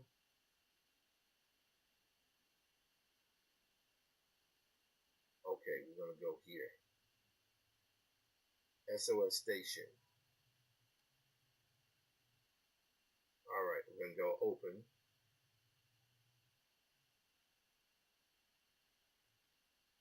All right, so you guys will see how this works as well. Now, there's an entire sequence here that takes place in Maddie's rocket where the entire adventure takes place on board a space station, kind of a retro futurist space station. And part of how I've been working here, I'll go here to here. Nope, that's not it. Hang on. Let's move down here. We're gonna go to the section. Here it is. Is that it? Nope. Okay, here we go. All right, now check it out. This file was created to you. We're going to do continue here. So watch what I'm going to do here. So this section here with this particular file, there are storyboards here. I don't know if you guys can see it. Let me just move this around here and over. So remember how Maddie has those things she's pulling behind her? So I actually have this stuff already mapped out in comic form. I just have to do the final art. This stuff has been done for some while. Look at that space station with this kind of tentacle creature over it. So she's flying over it. Now, okay, I drew it, but I want the images have to look a specific type of way. This is where we go here. I'm going to go here in this particular frame. I'm going to go to a large view of this. Right? Zoom here. Now we're going to rotate this. So this actually is the actual space station. So I've designed this station to look like a kind of retro futurist, but it also has a certain level of logic and practicality to it. So we have a research habitat, we have a living habitat, but we also have connecting hallways, right? And the main thruster here, I had the modeling really be kind of stripped down on this, right? But watch what happens here. And, the thing I'm really happy about, this is actually maneuvering pretty good. Eventually, I'm going to get an eGPU for this thing here. Eventually, I will do that. Let's see here. There we go. So watch this. You guys are going to freak out on this. Look inside there. I actually have, I'm going to zoom into this.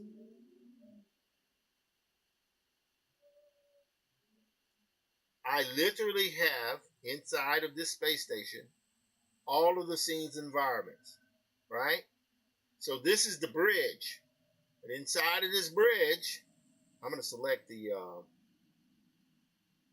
item here. This is it's kind of in a Forbidden Planet. What they had was they had a sort of a globe that showed it was like a navigation device. What I'm doing here, literally giving one the ability to rotate and maneuver in that environment. I'm sorry, I went through the wall there.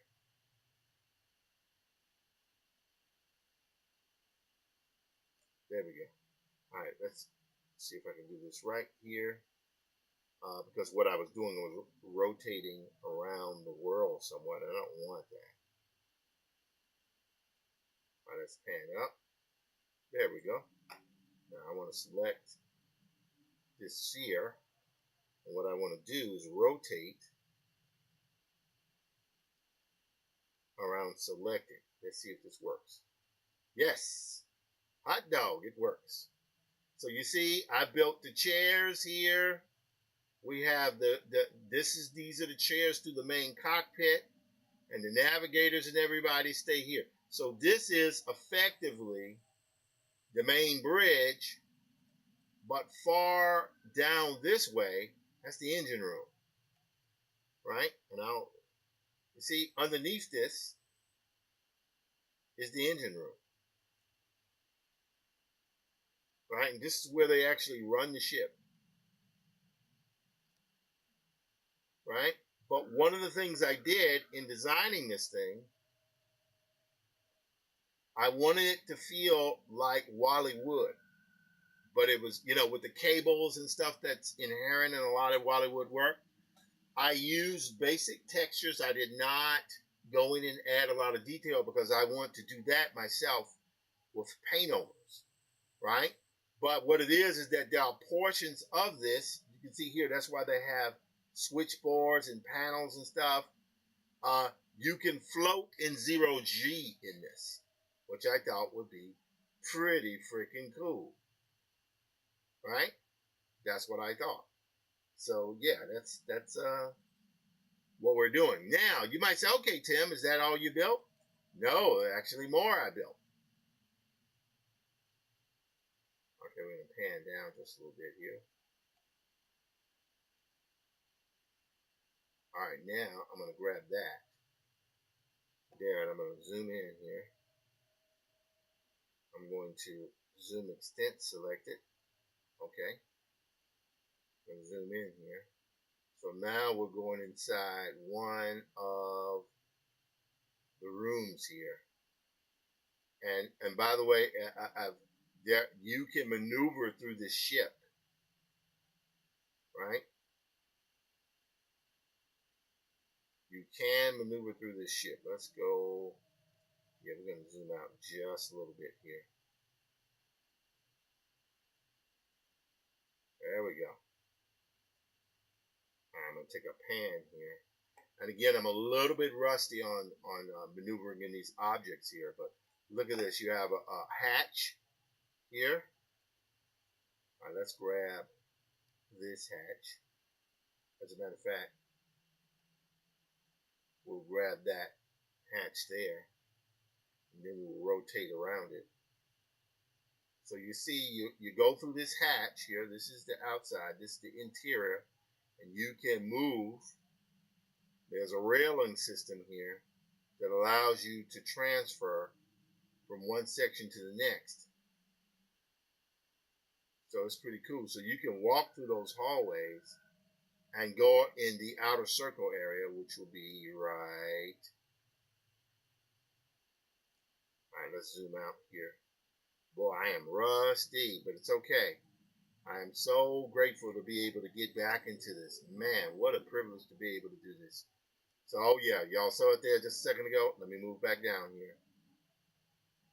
So you see what's happening? Here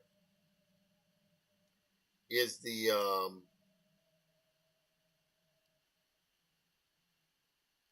right, let me make sure I'm not doing this. Make sure I see you got to rotate. Let's see. Oh, is that it? No, it's been a while. It's been a while, ladies and gentlemen. Okay, so what I've got to I know what I got to do. I go here, and I rotate outward. There we go.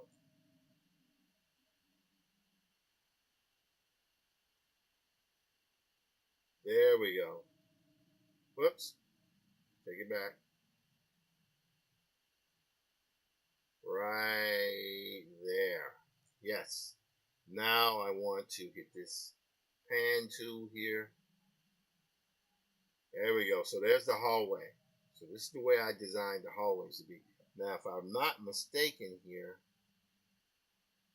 I can go to this tool here, which is called the walkthrough. So as I hit the space bar, I'm literally able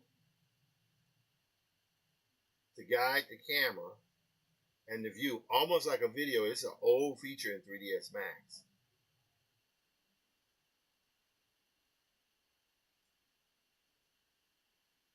Yes. So these are the things that I'm able to do with 3ds Max. I've been building 3D assets on my stuff for a long, long time, and I'm grateful to be able to do it. All right, enough of me just talking about this kind of bland 3D stuff. Like, yo, dude, what are you doing? Right? Hey, look, what can I tell you? I said I was going to do it. I've been on for an hour 47 minutes now. We're going to 6:30. Thank you so much, folks who came through to take a look at things. I have not posted it in the Kick Fam Discord server yet, but we will check it out. Thank you so much, Perkia. I'm gonna see what's going on here. All right, good. All right, going. Okay, live stream is good on LinkedIn. Yep. Fantastical. YouTube is going well. Both YouTubes. Good. All right, we got this here. I like it. I like it a lot. This is good stuff, man. Good stuff. Let me go back here.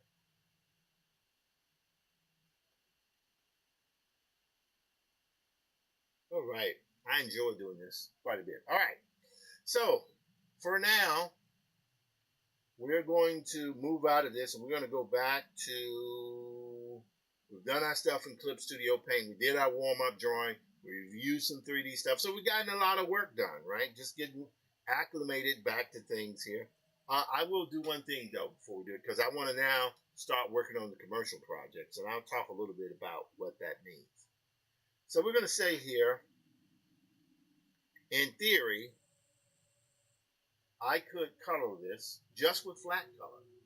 So let's see what happens here. We go here. Let's take this tool here. So I'm going around him here.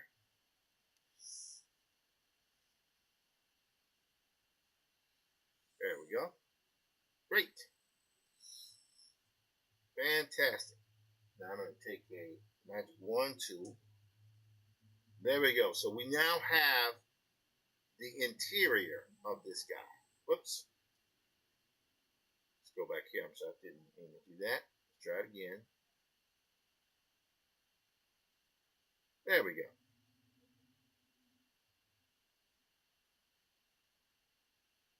Oh, I see what happened. Let's try it again.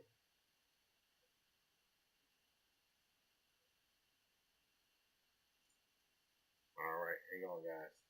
And the reason why I'm doing this because, well, you know what? What the heck? I can go here and just paint over this. Let's make this guy a little brown, like so. I'm going to take this tool here.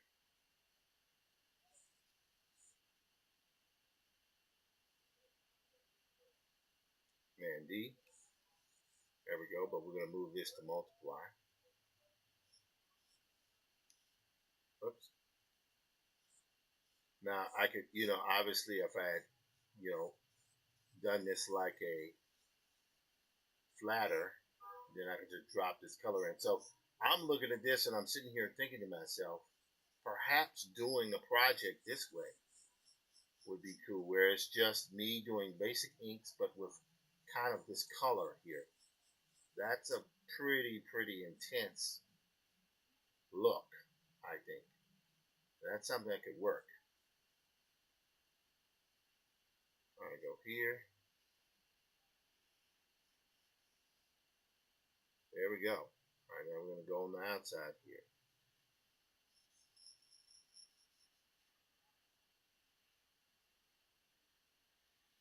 All right.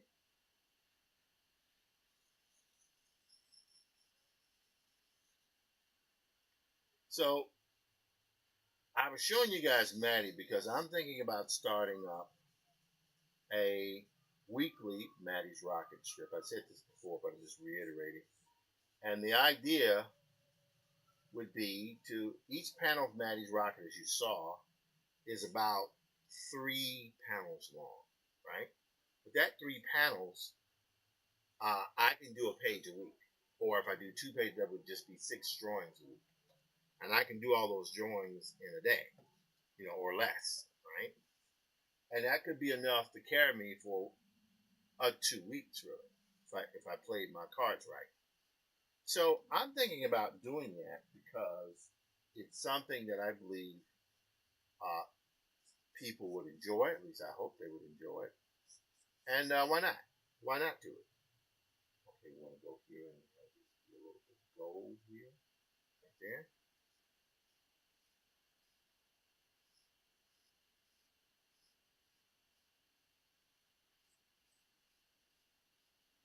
There we go.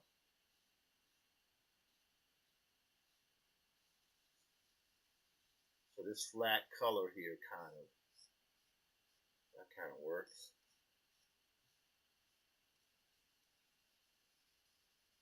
Mm-hmm. Look at that. All right, we want to color these rings here.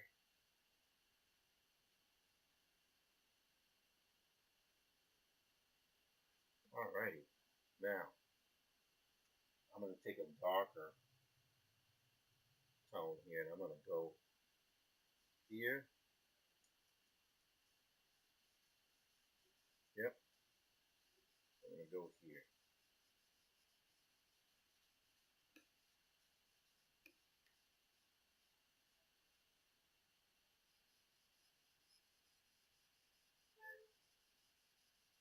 Now, I've been thinking about that TV show I was watching a while back called Forever, based on these Judy Blume books. I really enjoyed that show, and I'm looking forward to season 2 of it.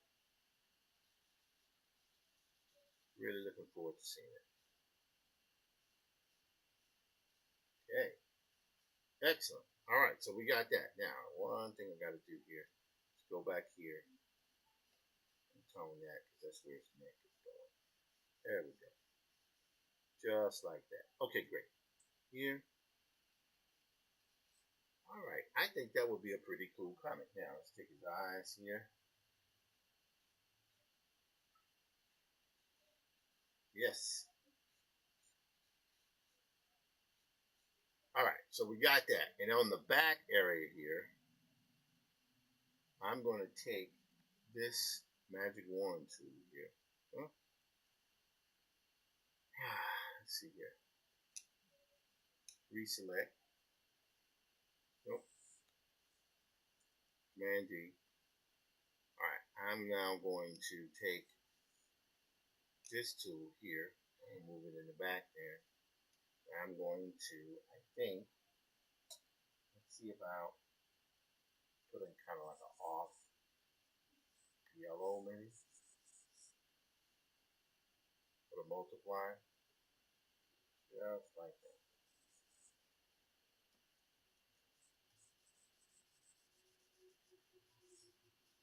Okay. Now, I could go in and fill it in like that, or I could just do this. All right, let's see if this will work. We're going to go here from a light yellow. Here'll be a kind of a red, like so. So what I'm going to do here is I'm going to take gradient tool. There we go. That's interesting. Look at that. Look at that. Now, I'm trying to experiment here with flat colors, but with highlights. So now I'm going to go here, take this, go right there. Now we're going to see, let's say he's lit from the top or kind of backlit. Let's see what happens.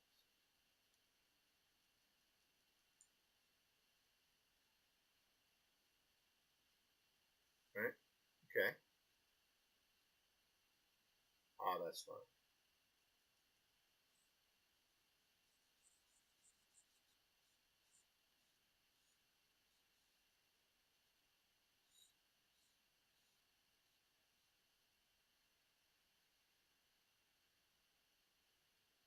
There we go. Nothing like characters who are backlit. Really is a powerful utility to be able to utilize. I think it's redundant what I just said.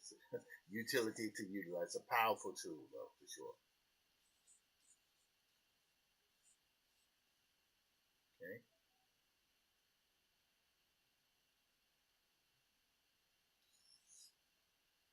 All right.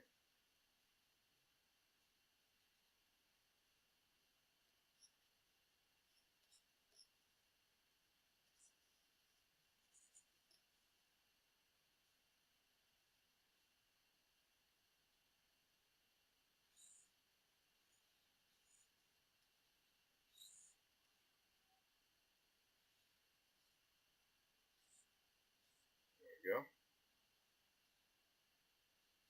So what happens when you add that light to these things? That would be pretty interesting.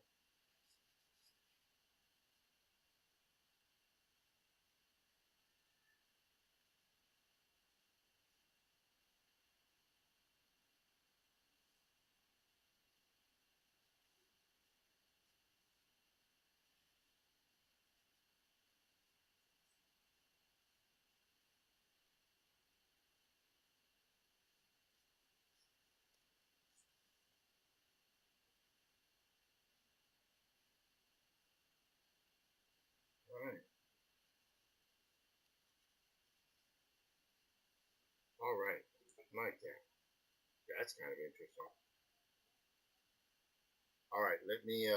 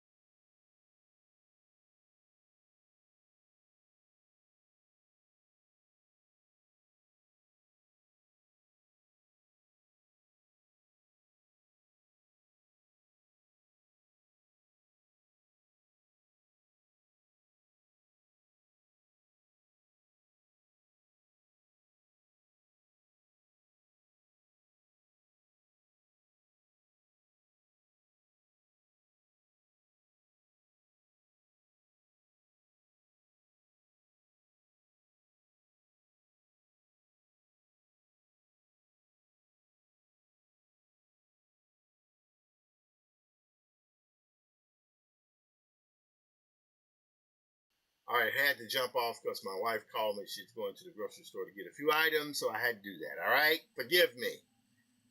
All right, so we got this here. Now, it's set to normal, but what happens if I go to an add glow? That's interesting. Now, what I'm going to do here is I'm going to take this blur tool here. Let's see what happens. I mean, I think it might be kind of cool to see a comic like this. What do you think? You know, something that's not heavily rendered. Hello, Julio Fabian Vidalazan. How you doing? That is a long user handle. Okay, got this here. LinkedIn is going well. Still rocking. YouTube Studio still rocking. Both YouTube Studios are rocking. So we've done 2 hours and a few minutes here. That's good. I'm kind of liking this day walker streaming. This is cool because you end up just you know doing it. You know, my days. I'm using my day. I feel good about that. That's all right. Let's see if this is gonna load in here. Okay. All right. Good. Fantastical. Fantastical. All right. So Thank you, Stacy, for hitting like. Appreciate it, brother. Then go here now. Let's go here to blur and see what happens. Oh, that's interesting. That's interesting. Look at that. Look at that. Wow. That's interesting. So basically, stark lighting with slight blurs on highlights. That is interesting. Kind of reminds me of Donald Simpson. I don't know if most folks know who Donald Simpson is. He's really an artist who did a story I used to love called Border Worlds. I actually bought the collection eventually. And Border Worlds was just ahead of its time. It had explicit adult stuff in it, but it was all in a science fiction environment. Really mature characters, just amazing, ahead of its time stuff. Some cartoonists, Donald Simpson, he's not the most celebrated cartoonist in the world, but there are some cartoonists, some artists who, even if they're not as celebrated as they could, kind of like Tim Conrad. Oh boy, hang on one second here. The wife has called me again. Let me mute this.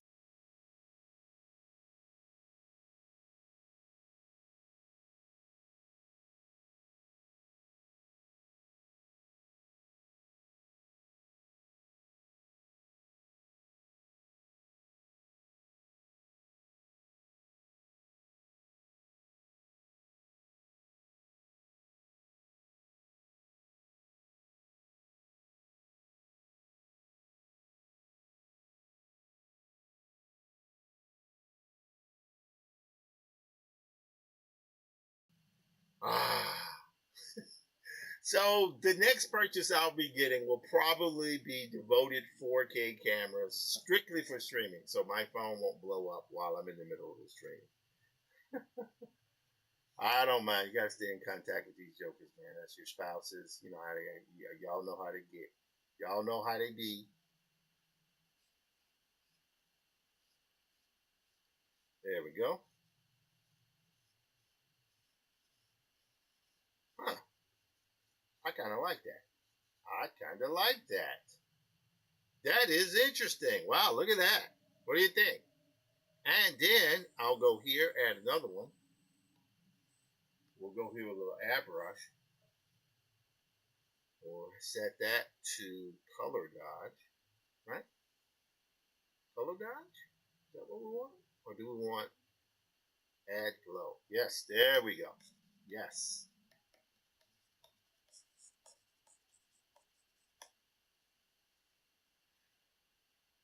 Yep. There we go.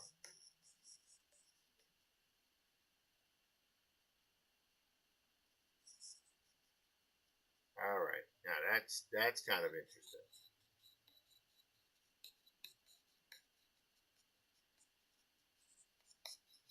Yes. Now let me just go here. Wow, look at that. Look at that.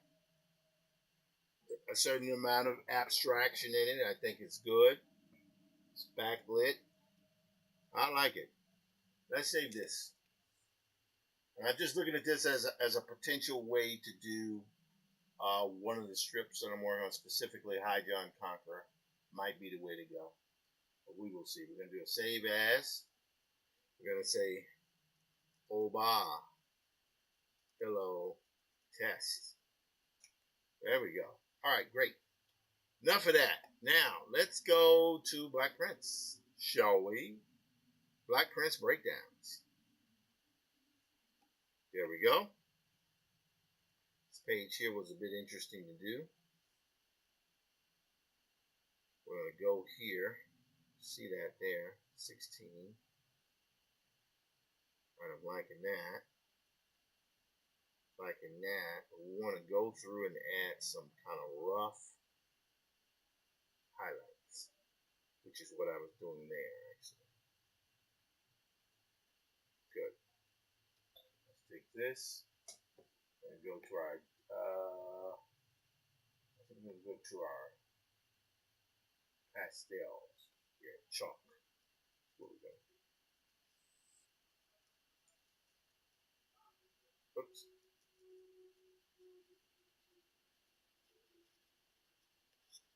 There we go.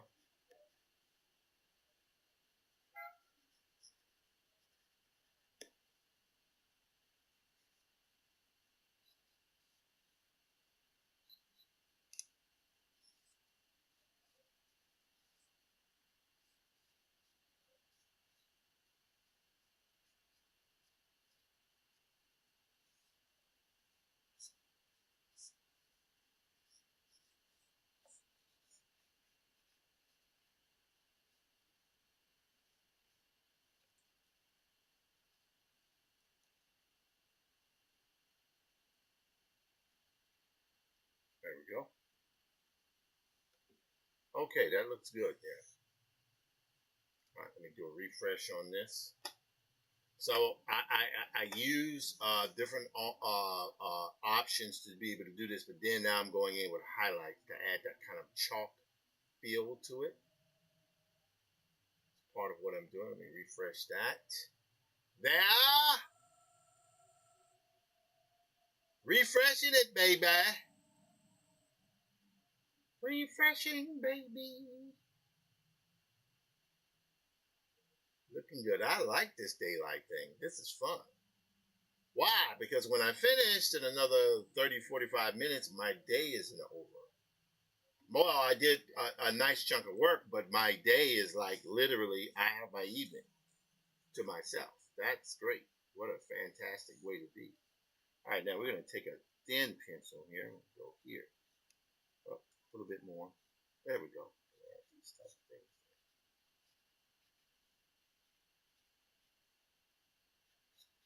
Yep.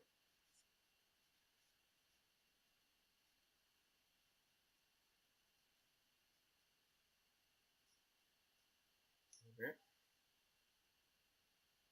Okay. Now I'm going to go here. Here.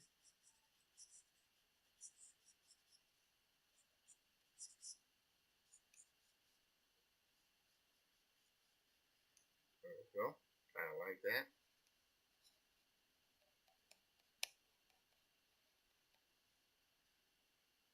Alrighty. I like that. That is very cool. We want to go here. We're going to get right there on the cliff face, I think is the one we're looking for. Right? Right. Yep. There we go.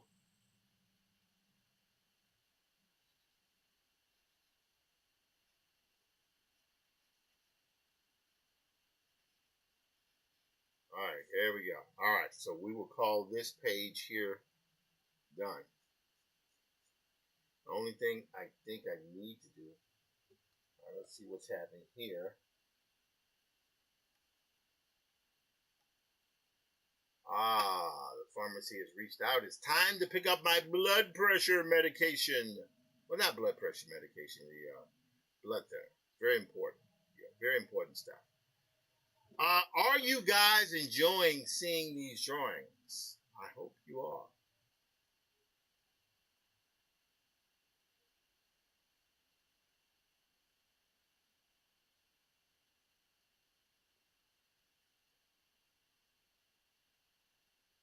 All right, so let's zoom in here. That is so great that we now, it took a second, but the studio still has a ways to go in terms of being able to be clean.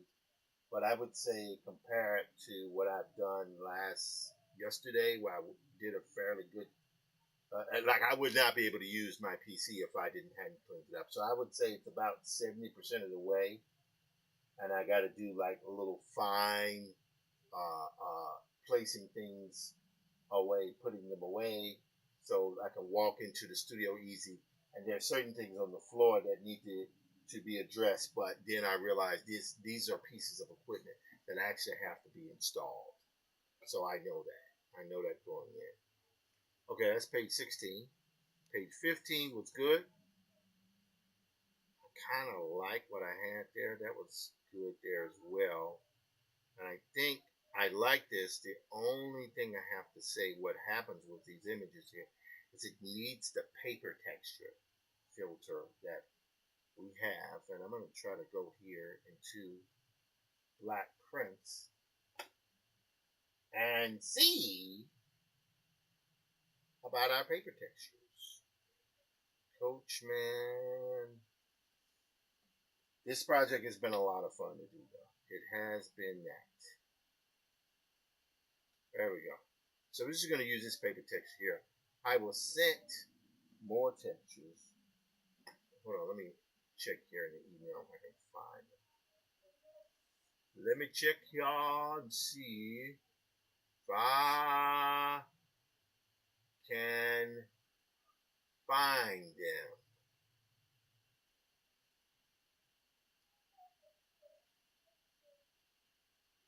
All right, we're going to go here to, what's the name of it? We're going to go to paper textures. There we go.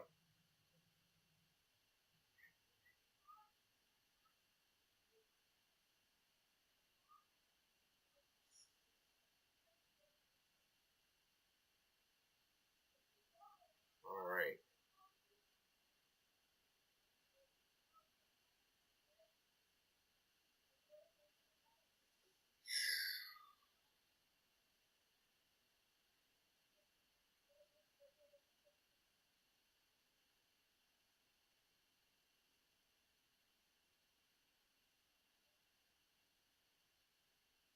Hang on.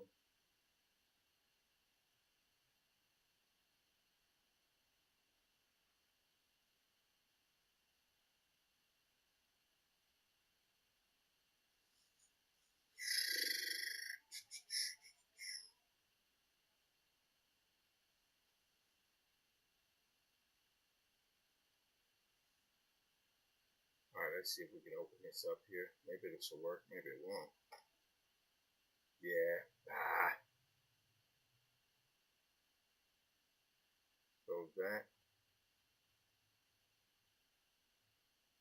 But I will take this one here as a test, and I'll show you what I'm going to mean. Again, the idea or the objective is, oh, hang on one second now. What is that? That is one of the textures. And 598. Oh, okay.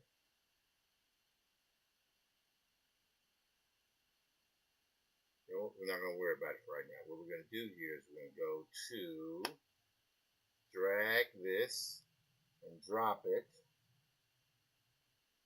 right there in Clip Studio Paint. So we got this. This is good. Good stuff. Command C. Command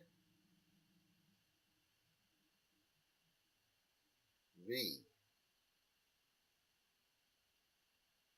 There we go. Yep. Yep-o. Yep.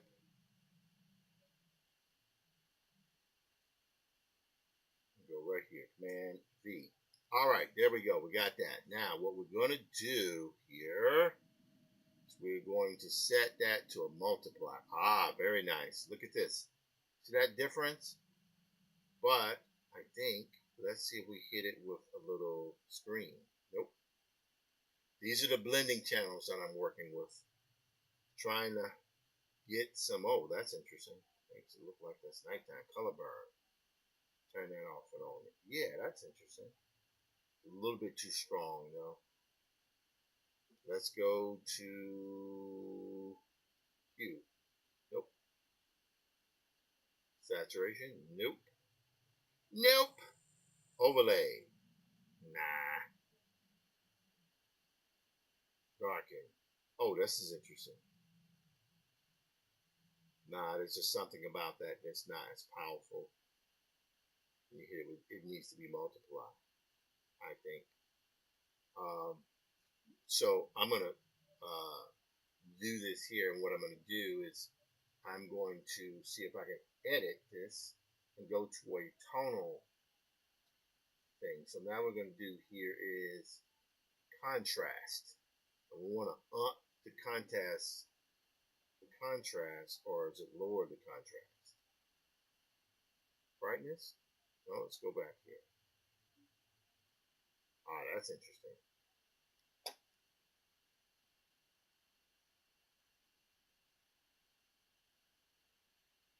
All right, hang on 1 second, guys. Level correction.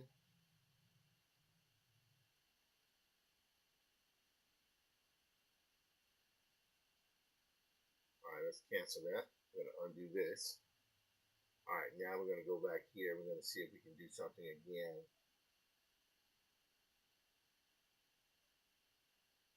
Right there. So we have the tonal correction here, but now we're going to, there we go. See how that grain in there? That's what we're looking for. Looking for that grain. There we go. Nice. So we got that, right? And this is good. But now what we want to do is do an overlay on that. Yes. See that texture in there? See what that does? It turns it into like a paper texture, which is what we want. Now I can reduce this. Yes. Yes.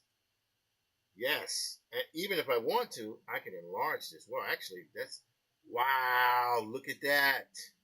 I forgot this was so big. Look at that. Whoa, look at that. Now watch this. Watch what I'm going to do, guys. Watch what I'm going to do. Watch what I'm going to do. I'm going to go here. This is amazing. Watch here what I'm about to do. Look. I'm going to select here.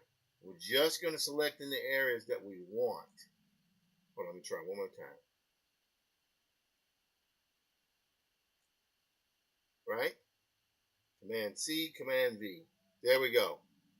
So now that actually sits behind that white border there. That looks great. See, I can bump it all the way up, or I can bump it down. So if let's turn this off, on and off. See how that looks when you hit it with that paper graph? It keeps the spirit of the image, but it allows the drama to show through. Because if you look at this face, let's take a look at this. Now, you might ask, well, why is this? Because this is a period piece. This is a period piece. And what we want is we want the textures in it to actually feel like paper. So what's the best way to do that? Literally scan paper textures in from newspapers from the 1800s. To use that as an overlay. Yeah, that's great. I mean, I know the drawings of what they are, but it's helpful to be able to do that. So this is good stuff. Good stuff. Let me move this around because we're definitely going to be using that moving forward. Great. In fact, I'm going to use it here. Turn this off, turn that on. All right. Yes. You see that? That paper texture in there? That's awesome. Wait, hang on 1 second. Hang on 1 second. What in the world is happening here? Hang on 1 second. Hang on 1 second. That is amazing. All right, now let's shift this around here. Let's see what happens. Let's shift it around, baby. Yes. Wow, look at that. Look at that. Isn't that incredible? Tone that down. Just wow. I love that. That is amazing. So now we're going to, once again, going to go right here. Command C, Command V. Great. Move that there. Turn that off. We are now going to put this in there. Ha! Amazing what happens when the paper texture works. Amazing what happens. So that's page 15. All right, so we have this page here, which I kind of done the tones for already. So we have this. Have the horse. The only one that's left here is really the guy. All right, that's the breakdowns. We have the frames, the borders here. There's the guy. So I've got to finish drawing here. And then, if I remember correctly, let's turn that. Yeah, these tones were, yeah, that was pretty good. We dropped that in there pretty good. And then we got to get the man on the shoreline. Again, I'm using DaVinci, not DaVinci, what I'm talking about, VizCom, to effectively do color flatting for me. But in this particular case, what it is tone color flatting that I can go in and enhance on my own. So really, really, really nice features. Time-saving features. Oh my God, does it save so much time? And despite what those who may feel a certain way about it, I'm not trying to suffer like that. I'm not trying to do that because that's boring to me. I'm not trying to do that, buddy. Okay, I don't know if all that's saved, but that'll be okay. So we're fine where we are right now.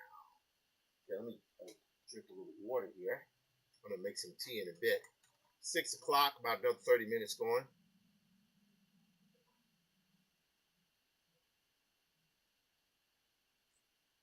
Okay, there we go.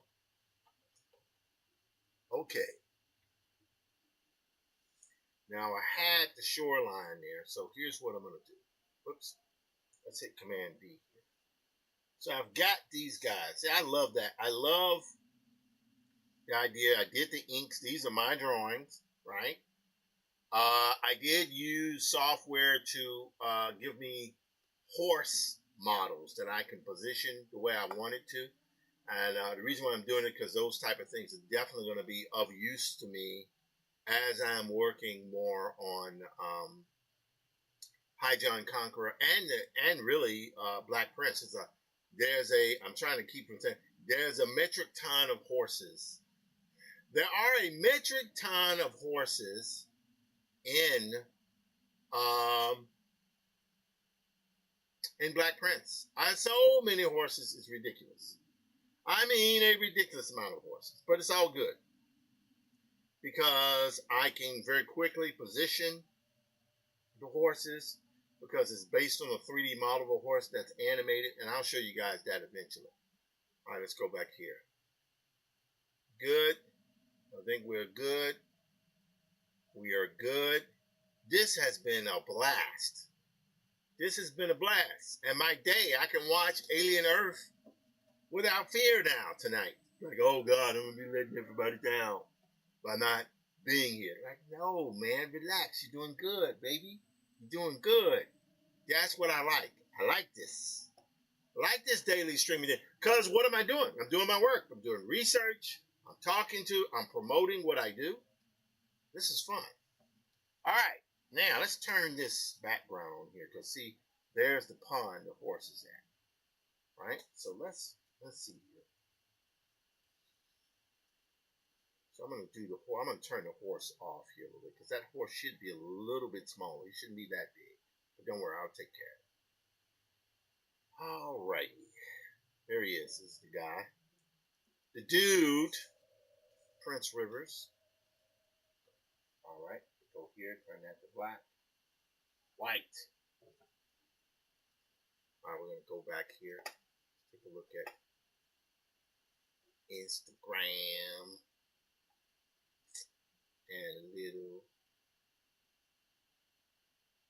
Oh, this is interesting. So I have been looking I just joined this Facebook group dealing with the art of Alex Ross, which is pretty freaking amazing here. Look at this. Look at this stuff here. I mean, not Alex Ross. What am I saying? Alex Raymond. Sorry, so sorry about that. Look at this stuff here. Isn't that stuff incredible? This guy could draw his butt off. Look at this. And his work was detailed at one point, but it got less detailed, meaning much more economic, but it still had that beauty. Jungle Jam, look at this. And he was into heroes with receding hairlines for sure. Pretty crazy. And by the way, I'm looking at this, and this was a decision I made, but let me just go here, because, I'm sitting here talking all this stuff, and I'm rambling. Let's go here, High John Conqueror, right? So here's High John Conqueror. And I did High John Conqueror sort of like this. This is from a few years back, right? And the idea, you can see here, 2017 I did this. That was ancient history, right? And the idea is I wanted to do I'm a huge fan of Tim Conrad's adaptation of Robert E. Howard's Elmer, right? I talked with him once and I didn't follow up, but Tim Conrad is one of the greatest cartoonists ever lived. I don't even know if it's fair to call him a cartoonist. I think it's more accurate to call him a graphic novelist, because what he was doing was a graphic novelist before the form had really shaped itself. But that man had such an influence on me because he was able to add cinematic dynamism in fully rendered books. So I've done that. I kind of did that in Infinitum. I'm going to be doing it again. But I'm also looking for simpler to do styles that retain quality, that gives a similar effect. And also, I've always wanted to do something that was barbarian with black people in it. That's what I wanted to do. So I literally created this thing here. I even had animation with it at certain points because I was thinking about doing it as an animatic. But I don't think you have to do that now. I think now you literally can just do the book you want to do. Like, for example, here, watch this. Let's see if we can find it here. Oh, man, look at this. I did so much work on this thing. And I never put it out. Why? Because I was always thinking in my mind, well, if I do this, I have to publish it in a book. I have to take it to a publisher. It's like, no, you don't. Oh, well, if I do this, I have to see if I put it on Webtoons. It's like, you don't have to do that. You can put this stuff on social. Right? And so here's the thing where I was thinking about, this was it. High John Conqueror. I know I'm not going to do it like Alex Raymond does. Alex Raymond is a master. But in this particular case here, I could do something that approximated my style. But the problem is, and you guys might say, okay, what is he complaining about? Look here. I did so many illustrations from High John Conqueror. And a lot of people have never seen this stuff. I like that. I like that. Why? That's simple. That is simple. Right? There's this guy named Hanther. Hanther used to do this thing, Tundra. I think it was called Tundra. And the interesting thing about Hanther, who actually had a very interesting political perspective on things, made him ultra conservative. Separate from that, though, Hanther was highly influenced by Hal Foster and Alex Raymond, who I'm influenced by. I can't draw that as good as they can, but that's what he did. And Hanther was pretty amazing. And most amazingly, he self-published his book out of Corinth, Mississippi. A lot of people don't know that. See what that looks like when it's colored? Let's zoom in here a little bit. See? Why does it have to be? Can it be color with flat colors? Right? Can it be an ink drawing, basic ink drawing with flat colors? Now, this is me experimenting with AI, where I would take my drawing, use it as an image prompt, and it gave me back that. That is alarming. Very alarming. And then you composite the two. Isn't that crazy? Yep. It can be done. But, so anyway, so these things here, see? Wow, look at that. That's, God, I mean, I hadn't looked at this stuff in a while. That's, let's zoom into this, people. Let's zoom into it. Look at that. That is incredible. Wow. Sometimes a brother forgets what he does. And that's the thing. I never printed this. I never put it out. Maybe I need to. Any rate. So if I can just find it here, I can show you guys what I was alluding to. So I've done between 50 and 60 pages of breakdowns. Right? That's what I've done. And I'm thinking about, instead of telling High John Conqueror as this, massive multi-panel page, because you know how writers are. They love to show they can write, right? So they have 15 panels on the page, which is fine. There's nothing wrong with that. However, if you look at the work of Alex Raymond, his stuff was newspaper strips. And a lot of his things were individual illustrations with narration. It was sequential, but not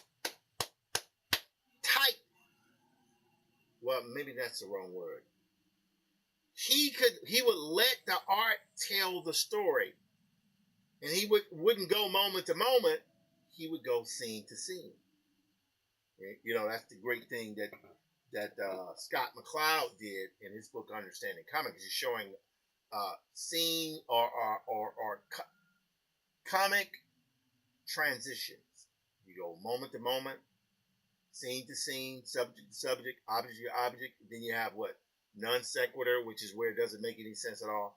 And this is the type of stuff I taught in my class, but my storyboarding class when I taught at New York Film Academy. But the thing I love about this is, you see all that detail? He didn't use all that detail in Jungle Jim. Look at that. Look at that. Look at that. Look at that. There's no... Look at this. Look at the difference between this and that. And they both have power. And I'm thinking, I want to do something where I'm not going to kill myself to do it. But see the detail, and that's pretty good. But then I take it up with Hal Foster. Hal Foster did Prince Value. Look at this stuff. Look at this stuff. Gorgeous, gorgeous stuff. This is Milton Caniff, did Steve Canyon. That was a strip I grew up reading. You know, back when newspaper strips, adventure strips were a thing. That stopped being a thing. I think it lost itself when it just focused on humor. It's like, God. I mean, not to knock anybody. I have friends who do daily strips. So, love you guys. You guys are great. You're awesome. All right, here we go here. That's 6:11. Okay, I think we're good here. Let me just do one thing here. I'm going to do a quick search.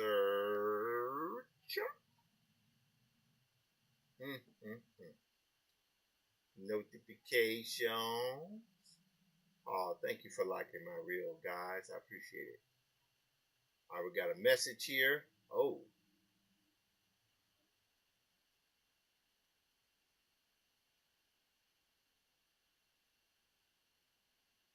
All right.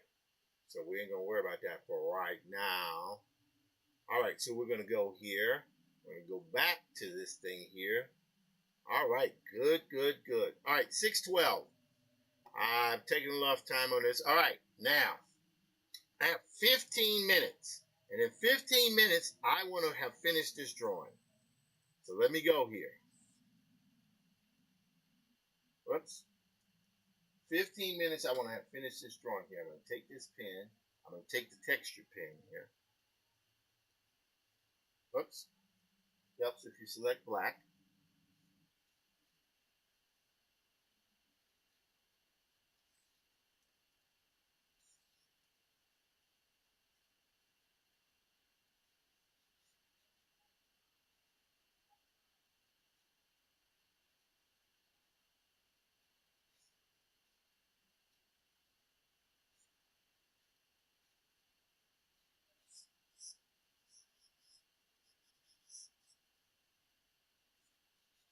There we go.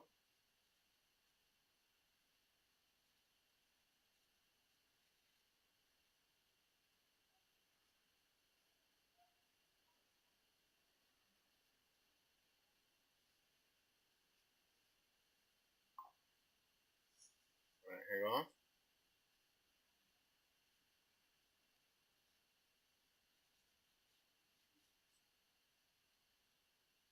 Okay, I got my brother calling me. Hang on one second. Hey, man. I'm streaming live, man. What's going on? How you doing?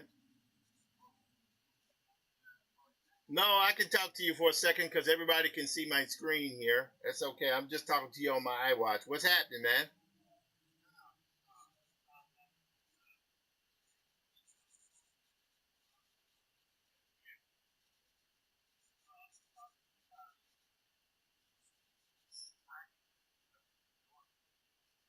Oh, that's great. Congratulations, man.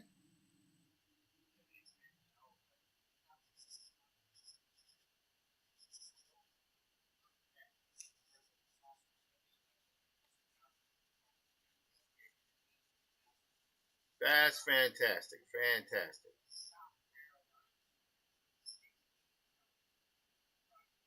So that means that's going to affect your rates, right?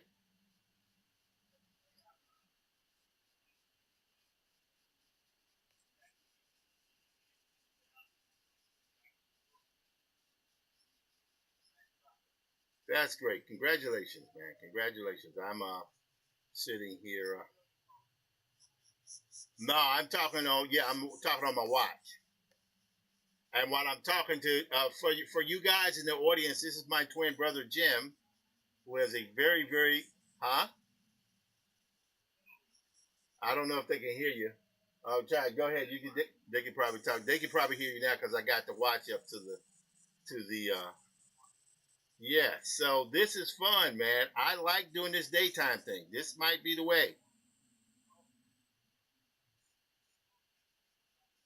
Yeah, because generally I've been doing this at night. I think this is the way to do it.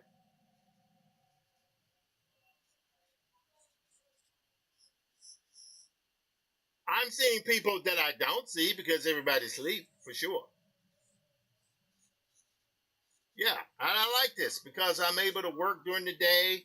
I'm now here presently drawing on Black Prince. His head is a little bit big here, but that's okay because we can reduce that down by selecting his head, right?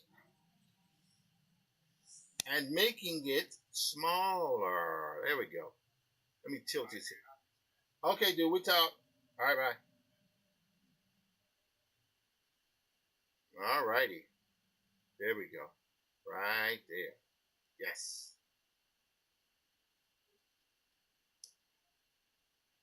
Let's go here.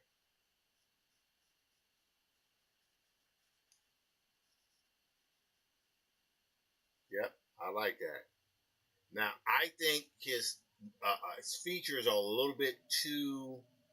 Um, uh, uh, they need to be more like this. Let's see here if I can show you guys what I mean here. They need to be more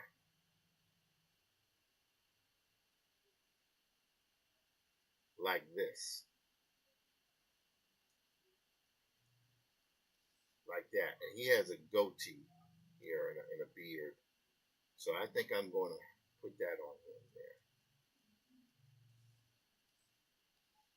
But I think his head here, where I have it, that's okay. But I want to go now. This is where the warp tool. This is, man, just the amount of tools you have available to you these days. There we go. See that? Yes, that's great. I like that. I like that. So now I can go here, add things here. Yep.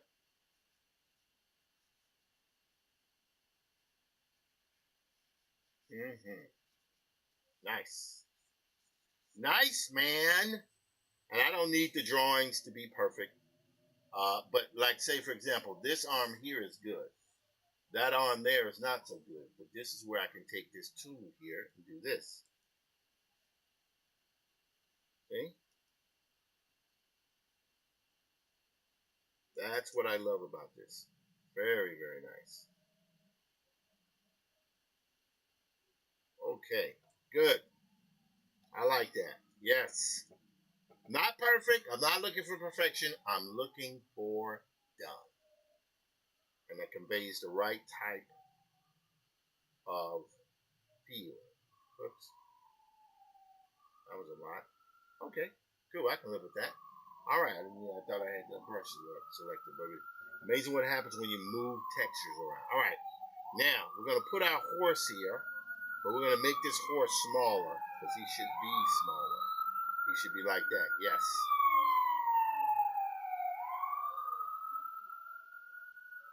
Right there. Yes. Now I'm going to draw the background here.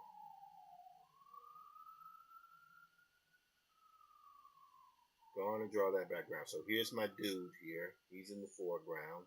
The horse is behind him, but I need to draw a background here. And we're going to take right here.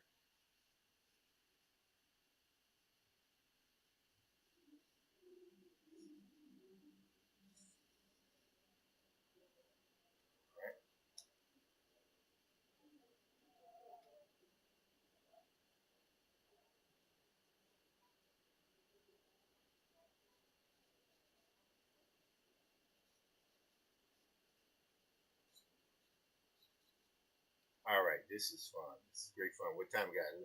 6:19. I want to finish inking this page. I don't know if I can do it in the next 10 minutes. I don't know how I am about it. Like, yeah, I'm going to be finishing an hour. Cut to 3 hours later. You know, but we will see. We will see what we can do here. So here's the shoreline. Yep.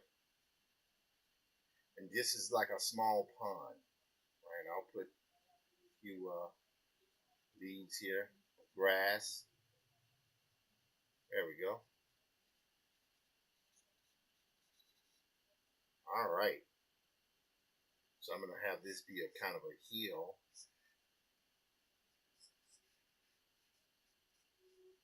Make that thinner lines.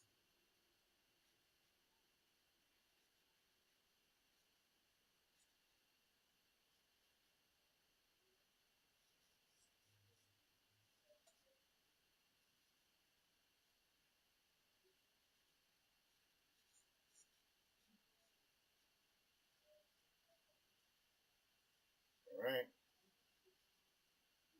There we go. That looks good. I like that. Now, we're going to put some trees here. We're going to put a tree line here. A little bit.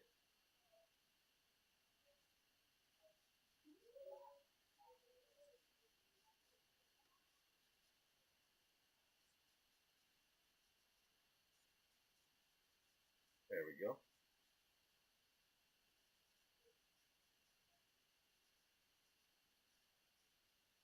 Yes. Yes. Here, tweaks here. There we go. Yes. This is so much fun. Wow. Look at that. Hot.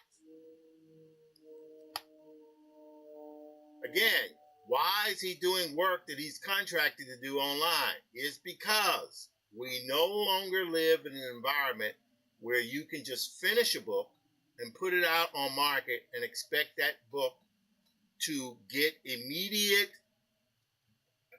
interest from the audience. Even the publisher can't do it. That when if you do a book that's good, right? And that book catches on in the media sphere immediately, you have essentially hit the literary lotto. That it virtually almost doesn't happen, right? So when what's your name? Who did Why I Hate Monsters, whatever it is, Emo Ferris, she's great cartoonist, right? That book came out, but then Art Spiegelman championed that book, right? And it was so very deserving because she did all this work. She certainly paid the price to do the book because, oh my God, if you read about what she went through just to make it, wow, you know? But that's the key. The key is in the old world, you would have had to have a person who was going to champion you, which is good. You know, it's good if you got somebody who's going to champion you. That's a good thing, right? But that's not the world we live in anymore. Sure, it'd be nice to have someone champion, but those people change. You know, it's not people with just massive literary commitment. They're like book talkers and things like that. And who knows? So my theory is, why can't an author become an influencer? Why can't an author become their own influencer? Right? But the way to do that is if you show the work you're doing, you show the project that you're doing, then there's no reason to assume that, wow, look at that. I've done this project, and here is, as I've done this project, let me take that there. We go to noise. Nope. Charcoal. Nope. Crayon. Nope. Pastel. Nope. Chalk. Nope. That's not good. Not good. Not good. All right, but it's okay. We need a pen brush here. And we're gonna go to we need something that's gonna splatter. There we go. Droplets. Right there.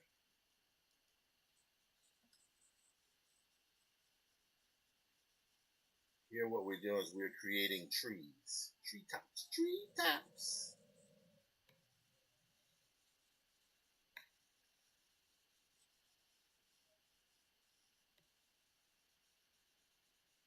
See what I'm saying? Adding some trees. Adding some trees, baby.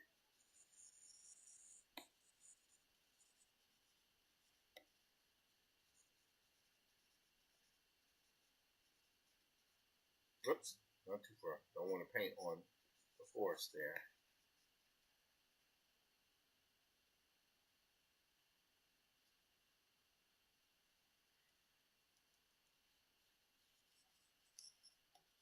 Okay.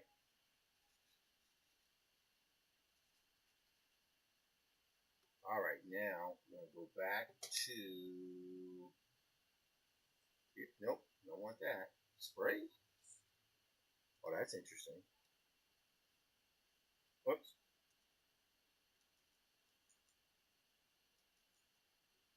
Nope.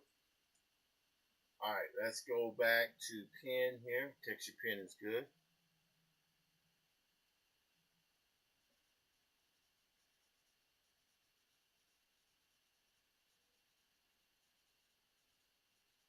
All right, so that abstraction there is fine. That works fine. Now, next thing I'm going to do is go here a little bit.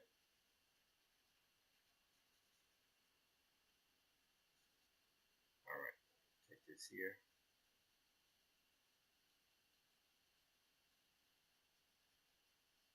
All righty, great. Now we're going to take this here. We're going to go in real light.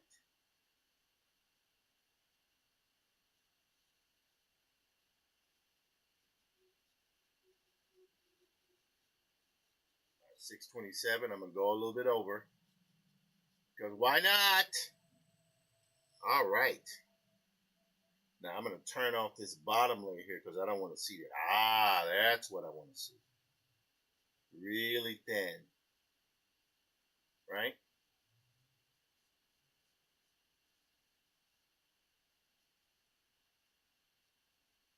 Yep.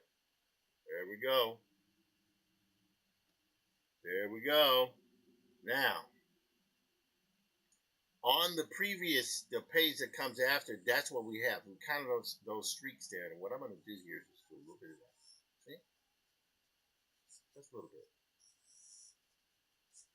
So we know that it's the same scene. Okay, good. That was good. Now, here's one thing I want to do here. We go here, horses there, here's there. Now, I'm going to take a little bit of this.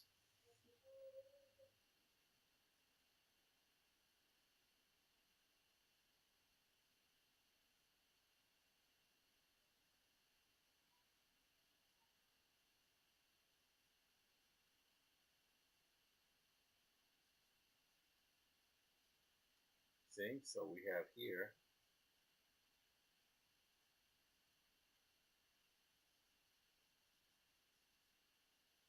All right, there we go. All right, that's good.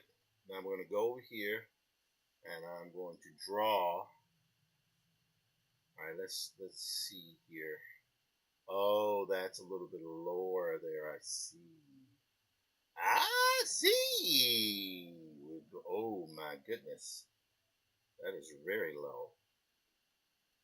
Okay, hang on. Go here, right? So what I got to see now is if I need to reduce the height of this thing here. All right, let's go. Oh, these things are really moved around quite a bit. That's not bad though. It's not bad. I can shorten these things up a bit. All right, let's take. Whoops.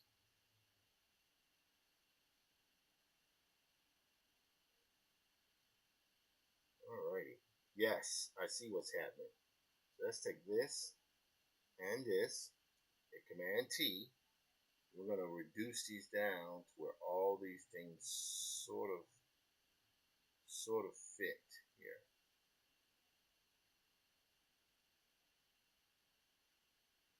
Right there. Ah, yes. Not bad. Not bad. Take it up a little bit, notch. And take this up here a little bit, notch. All right, there we go.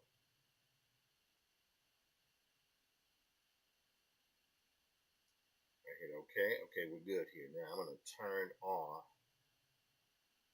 this one here. I see what happened. So I'm going to take the horses here.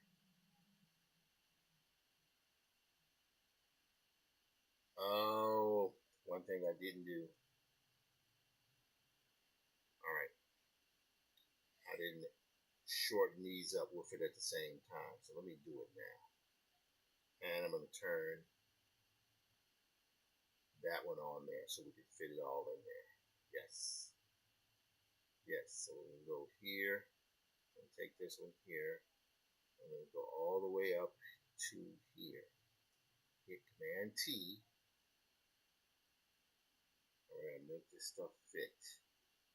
Gonna make it fit, baby. Make it fit. Alright, here we go. I think that works. Alright, so I'll take this here. I'll take this line. I'm going to go right there. Not perfect, but right there. Take the other line, I'm going to go right here. Alright, then I'm going to take the next line. Go here. Next line.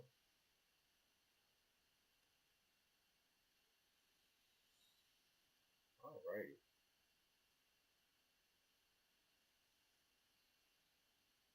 Okay, great.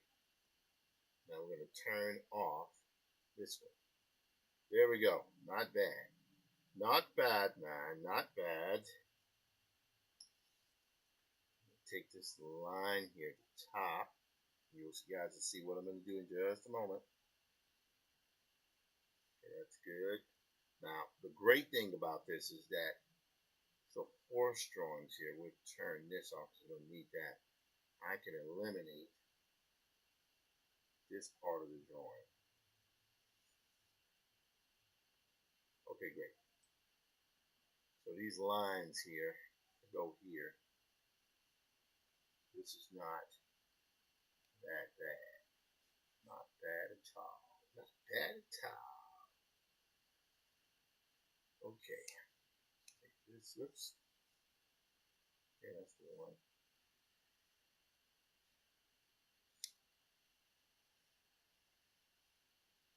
There we go. All right, this is going to be interesting. So we got that there now.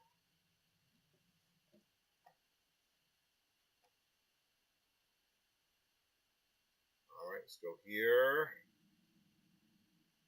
6:33 p.m. Feeling good. Man, have we got a lot of work done today.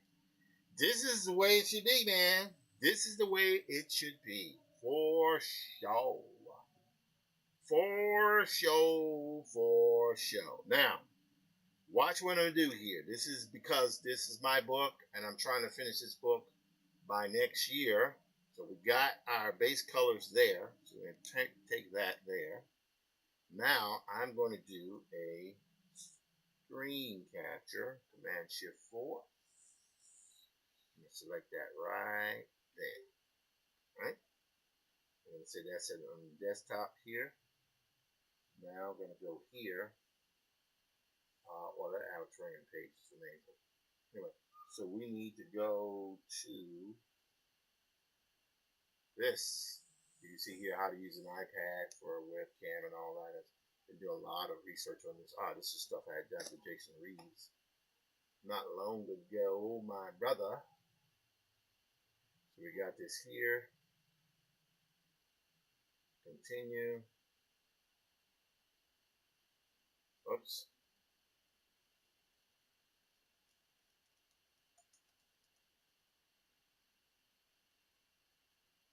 Huh.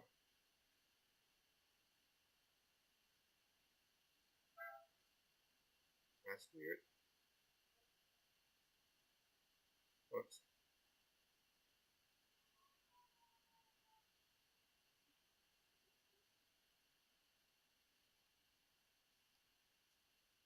Alright, hang on a second. Okay.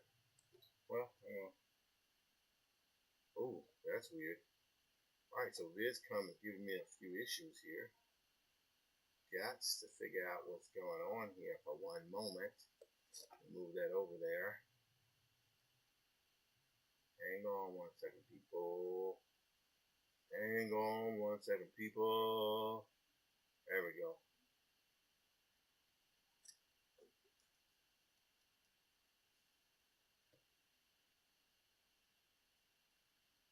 Yep, that's not what we want it to be, but it's okay.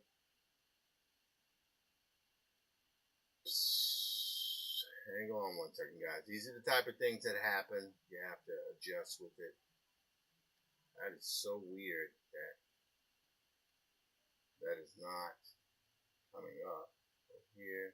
And all right, let's try to figure out how.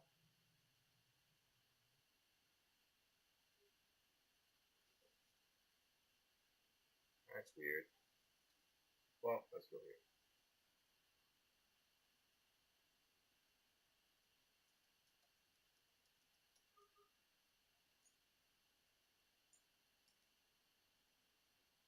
All right, let's see what we got.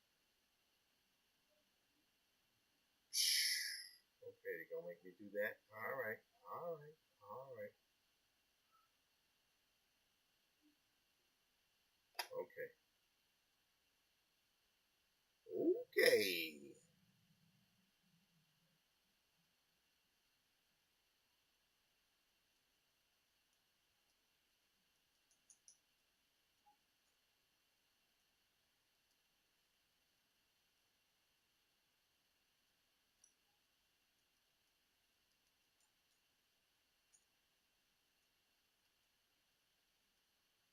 Hiya.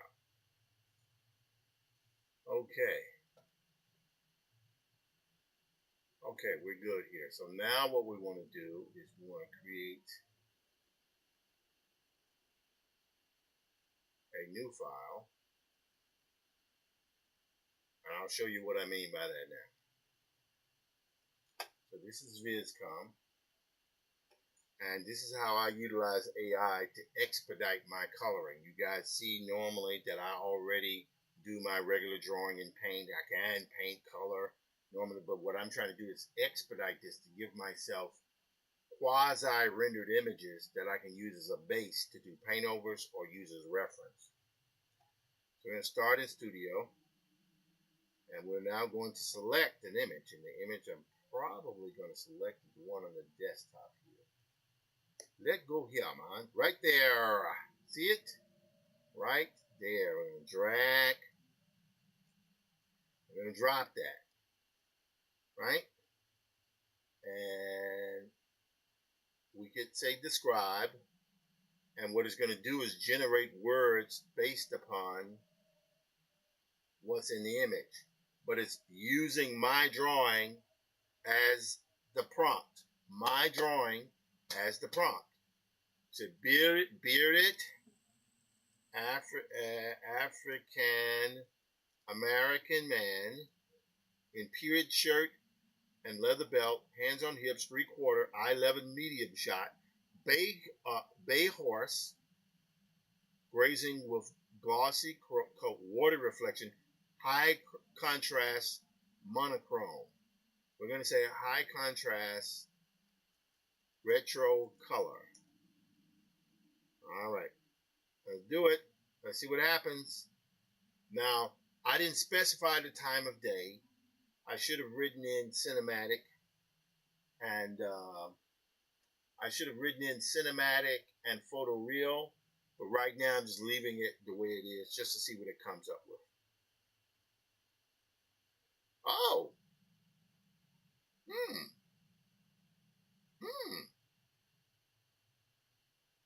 Oh yeah, it's a little bit too harsh. And right now we need this to be a little, we're going to say high contrast retro color at midday, at sunset, early sunset,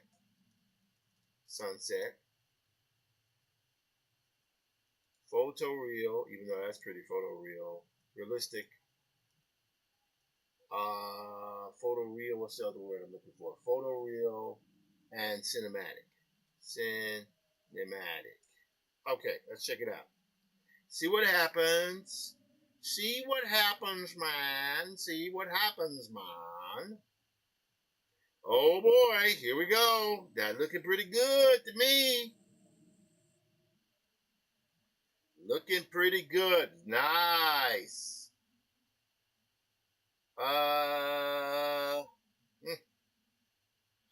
Oh, that's interesting. They put fog in there. That's very, whoa, a little bit too much. This is the one. That's the one right there. That's the one. So now what are we going to do? We're going to add this to the image. And now I'm going to go back here. I'm going to say high contrast sunny color. High contrast color at, I'm going to remove at early sunset. I'm just going to make it say sunset. Now, what I'm doing here is I'm taking these images, which are renders based on my line artworks, based on my drawings, right? I'm going to hit generate again. And as I do it, I add it to my list of acceptable renders. So I'm effectively using VizCom like a flatter, right? You do your drawing, you hand it over, someone gives you back flats. But what this does, it takes it a step further by adding the renders in it, the highlights, the photoreal effects. That would be very, very important. Now, that, I think, is a keeper. That one there is a keeper. That one there is a keeper. I like that one.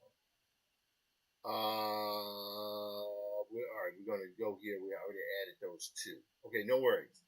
All right, so we're going to call this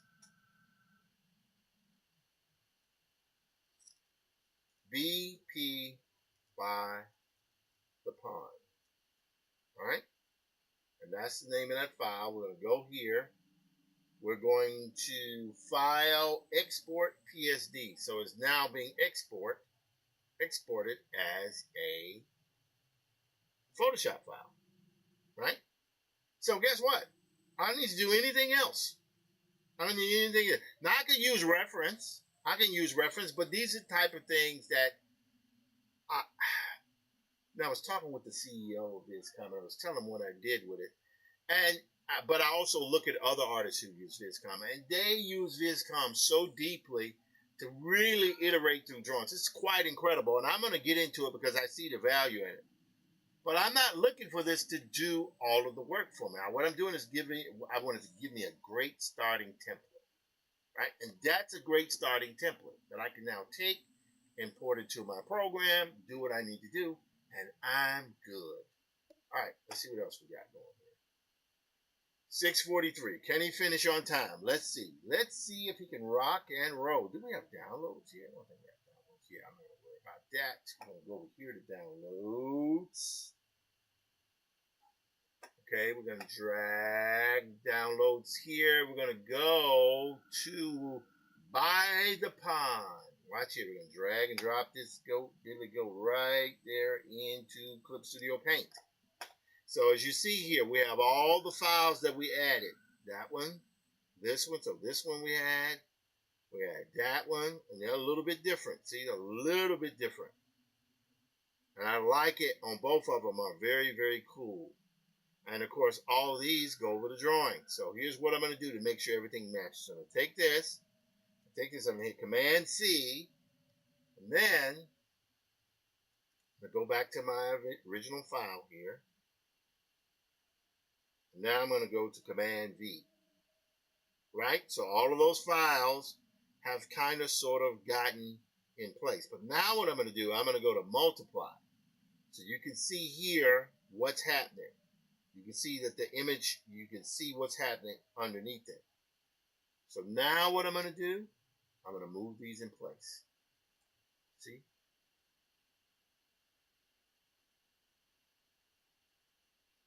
It's close.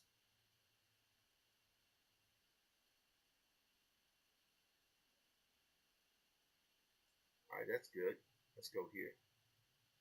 Nope.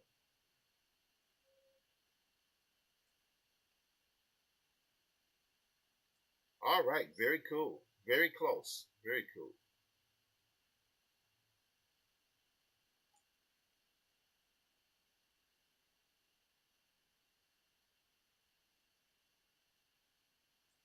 All right, we're going to hit OK.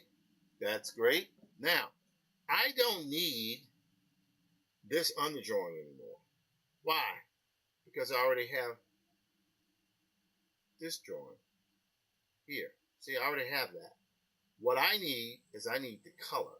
I need the color images, elements there. And delete that. Now we're going to go here. I'm going to drag this all the way down to here. Because if you look here, that's the guy. That's the horse. We have all that. Now, let's turn this on and let's see what happens once. We're going to move these two guys here. Right. Right there. So you see what's happening here? The artwork, the render here is underneath the drawing. So now I can tweak this stuff. Let's move this over here. That looks pretty good. Oh, wow. Look at that. Now let's hit Command T again. But now what we're going to do. Oh, that's pretty good.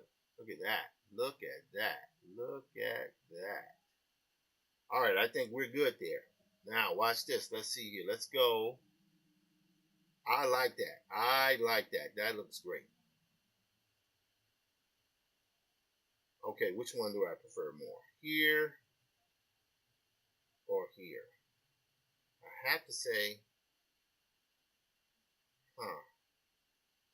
there's a little bit of both I like. I like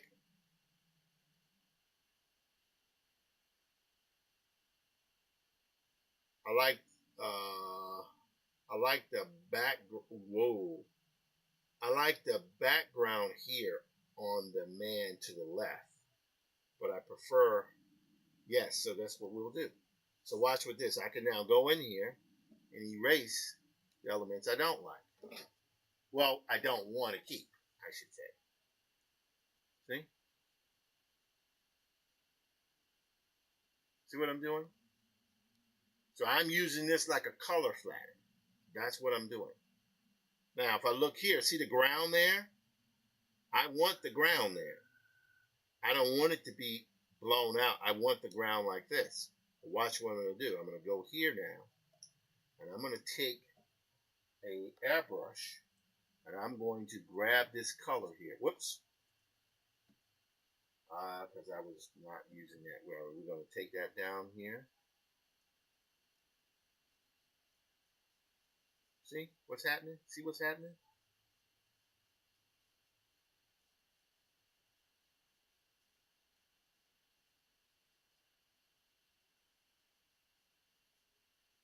Nice. Nice.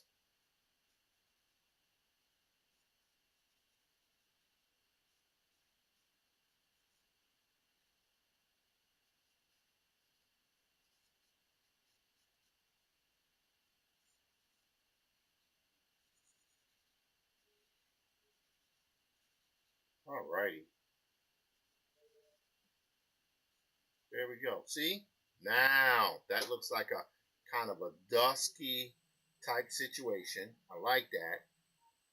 Now, here's what I'm going to do. Because the page beyond that, sorry, I'm banging on the table here, looks like this. See, that's very colorful.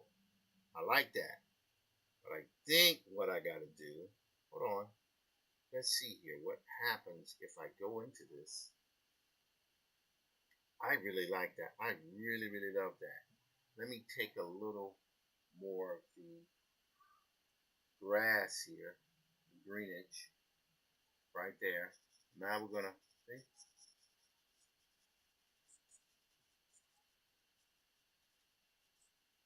There we go. See? Now we're gonna take a little bit of this orange part here and put that on the top there. See? There we go. And again, we're looking for wash effects. Right? We're looking for wash effects. Now I'm gonna take a white, just a little bit of white. Take a little bit further. Yep. See how that adds in the sky? It adds some texture to it. Just a little bit there. Just a little bit of light there. It's kind of right. I like that. Now, his pants are dark. And I'll show you what I mean by that. Not here, not there. Hang on. So we're gonna turn.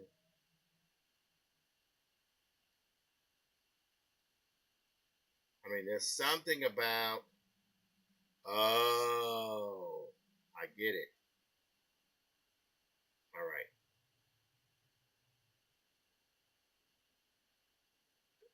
Yeah, both of these are really quite good. Let me see if I went through this here. See, the background works better here, but there's some light bloom on here that works nice. I wonder what would happen if I switch this to overlay. Oh, that's interesting. That's very interesting. How about soft light? That's very interesting. Look at that. That's a little bit more vibrant. So I might be able to do that. Now, what I'm going to do here is I'm now going, so we're good there. I like the background. That's pretty good, but we want to do some work on the dude here.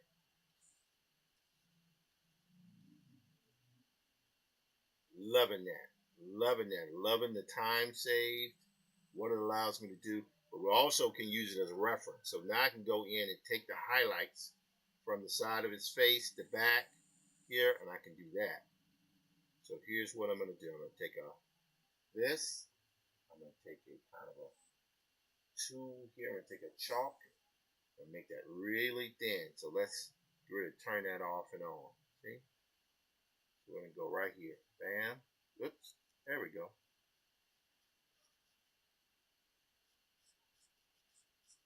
There we go. Going to hit here.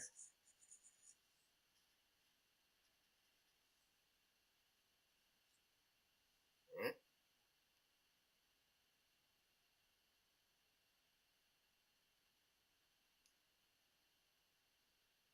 Okay.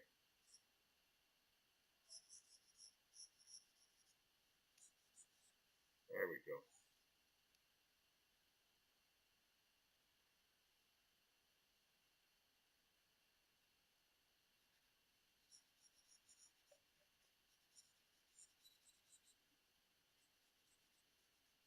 There we go.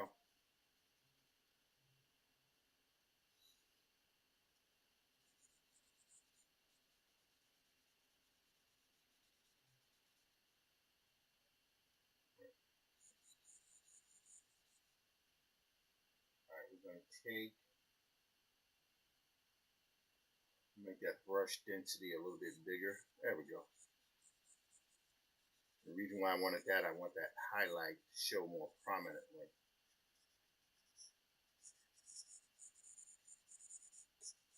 There we go. It's 6:54 here. I'm going to definitely get off in a minute because I got to start cooking dinner for the missus when she gets home. Ah, liking that. Yes, look at that.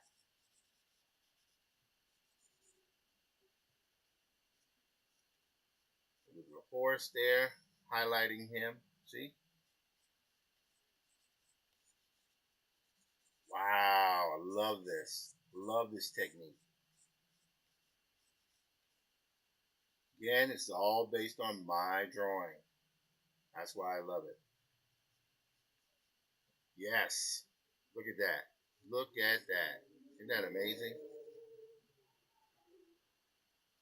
Yep.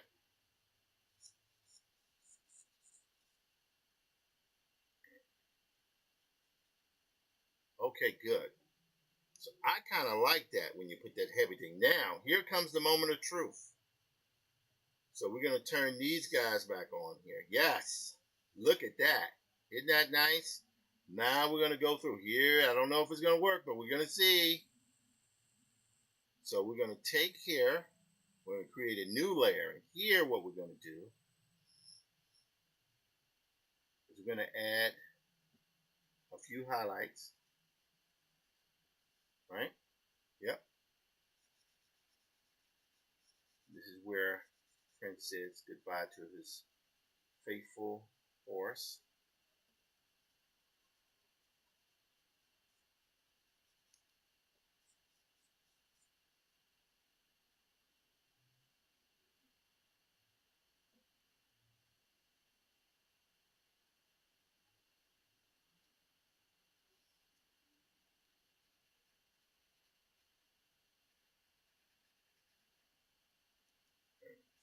Make that point there a little bit bigger. See what I'm saying? I can add the highlights in on this stuff here. Great. Love that. Right? Wow.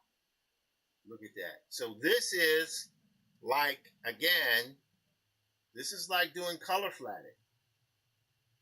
It's like doing color flatting, but it takes it a bit farther. It allows you to add photorealism to it, but then you still got to go in and paint. Still got to go in and paint. There's no escape from the drawing. But there is an escape, or let's say a respite from the bone crushing part of the drawing, right? Which is what you want. Go here. Yep, look at that. See? I can do that. Yep, love that.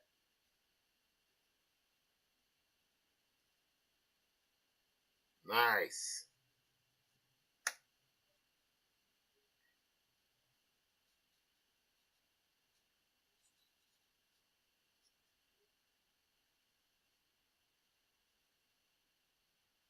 Okay. I like it. Alrighty, so we're going to call this image here almost done. Because now what we've got to do, here we go. Ha! Look at that. We go in with the, see the overlay here, but watch this. What happens if we move it around a bit? Nice. But I want to take that up a little bit. Yeah, like that. Yeah, so that's really looking like a sunset with distortion. I like that. And it gels and brings everything together. Very, very cool. Now, we're going to take this here. All right, hang on. And go right around here. Yep, take it a little bit farther out. Now we're going to hit Command C, Command V. Whoops. We're going to go Command C, Command V. There we go. So now, this right here remains an overlock, Adobe stock overlay, and here is our tone. See? Goes over there, pulls everything together, gives that kind of retro feel to it, kind of late sunset, so then when you get to the next image, it's even more powerful, right? So this is good. I like that. Now, here is the final thing that has to be done that we can call this page here done.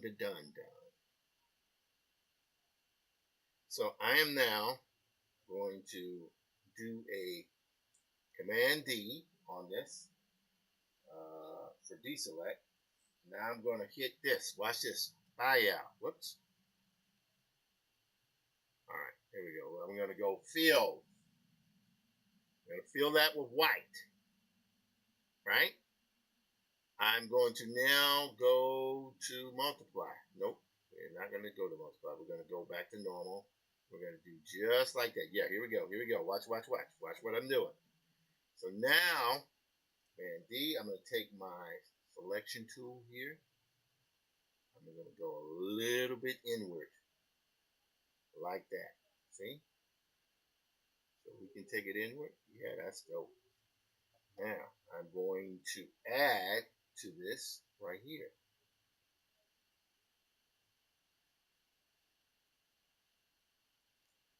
Whoops. Huh. Yes, Command Shift I. Sorry about that, folks. That's my mistake. My mistake. Right there. No. What am I doing wrong here? Okay, we need to add to it then. Okay, I got it. I got it. I got it. I got it. All right, so we got a border there. Now we need to do it again. This time it's going to be a thinner border. Like right there. Yep. And then we're going to take a thinner border here. And this is where it's going to get a little tricky, but I think we can do it. Thinner border. Nope. That's a little bit too far. We're going to take it right there, right on the razor's edge.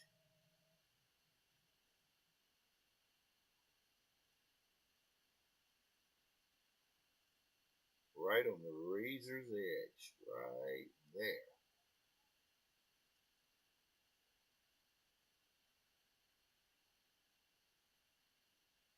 Right there is good. Yep. Great. Now, I'm going to do select, invert. Here we go, guys. Pow! Got it. Pow! Done. Now all we got to do is go through the regular thing that we always do. I'll just go here, chalk, and I will go over the border here. It was a little bit too much there. Let's go back to our textured pen here. There we go.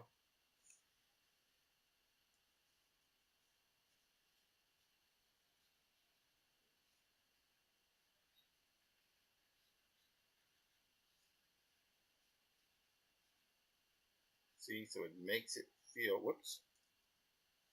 like it's on torn paper. That's the objective. That's how you set these projects into a specific time period. Right? All right, I'm going to go here. Whoops, a little bit too much.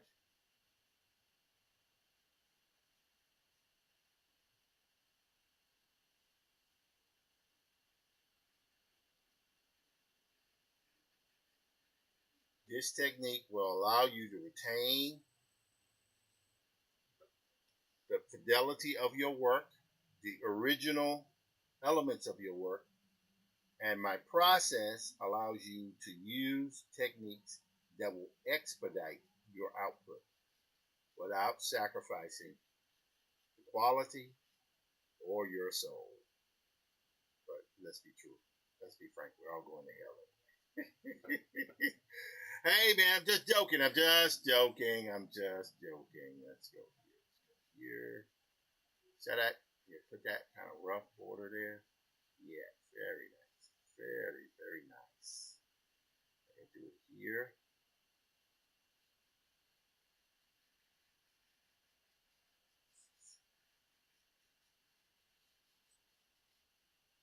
There we go. All right, nice. All right, now we gotta go here. There we go. And go right down here. Boom. Oh, no, a little bit too hard there. There we go. Right there. Okay, good. So we will call this almost done. We're going to go in one more time. We're going to do a technique where we have these kind of lines here. Something we found that worked pretty good.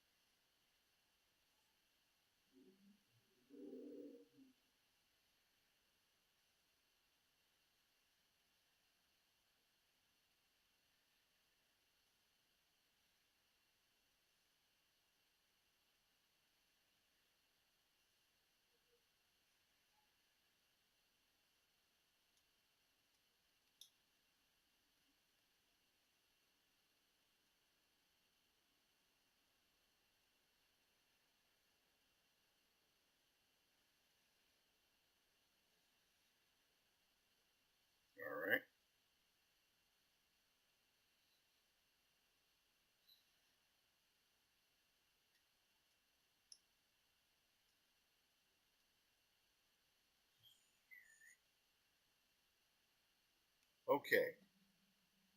I like that.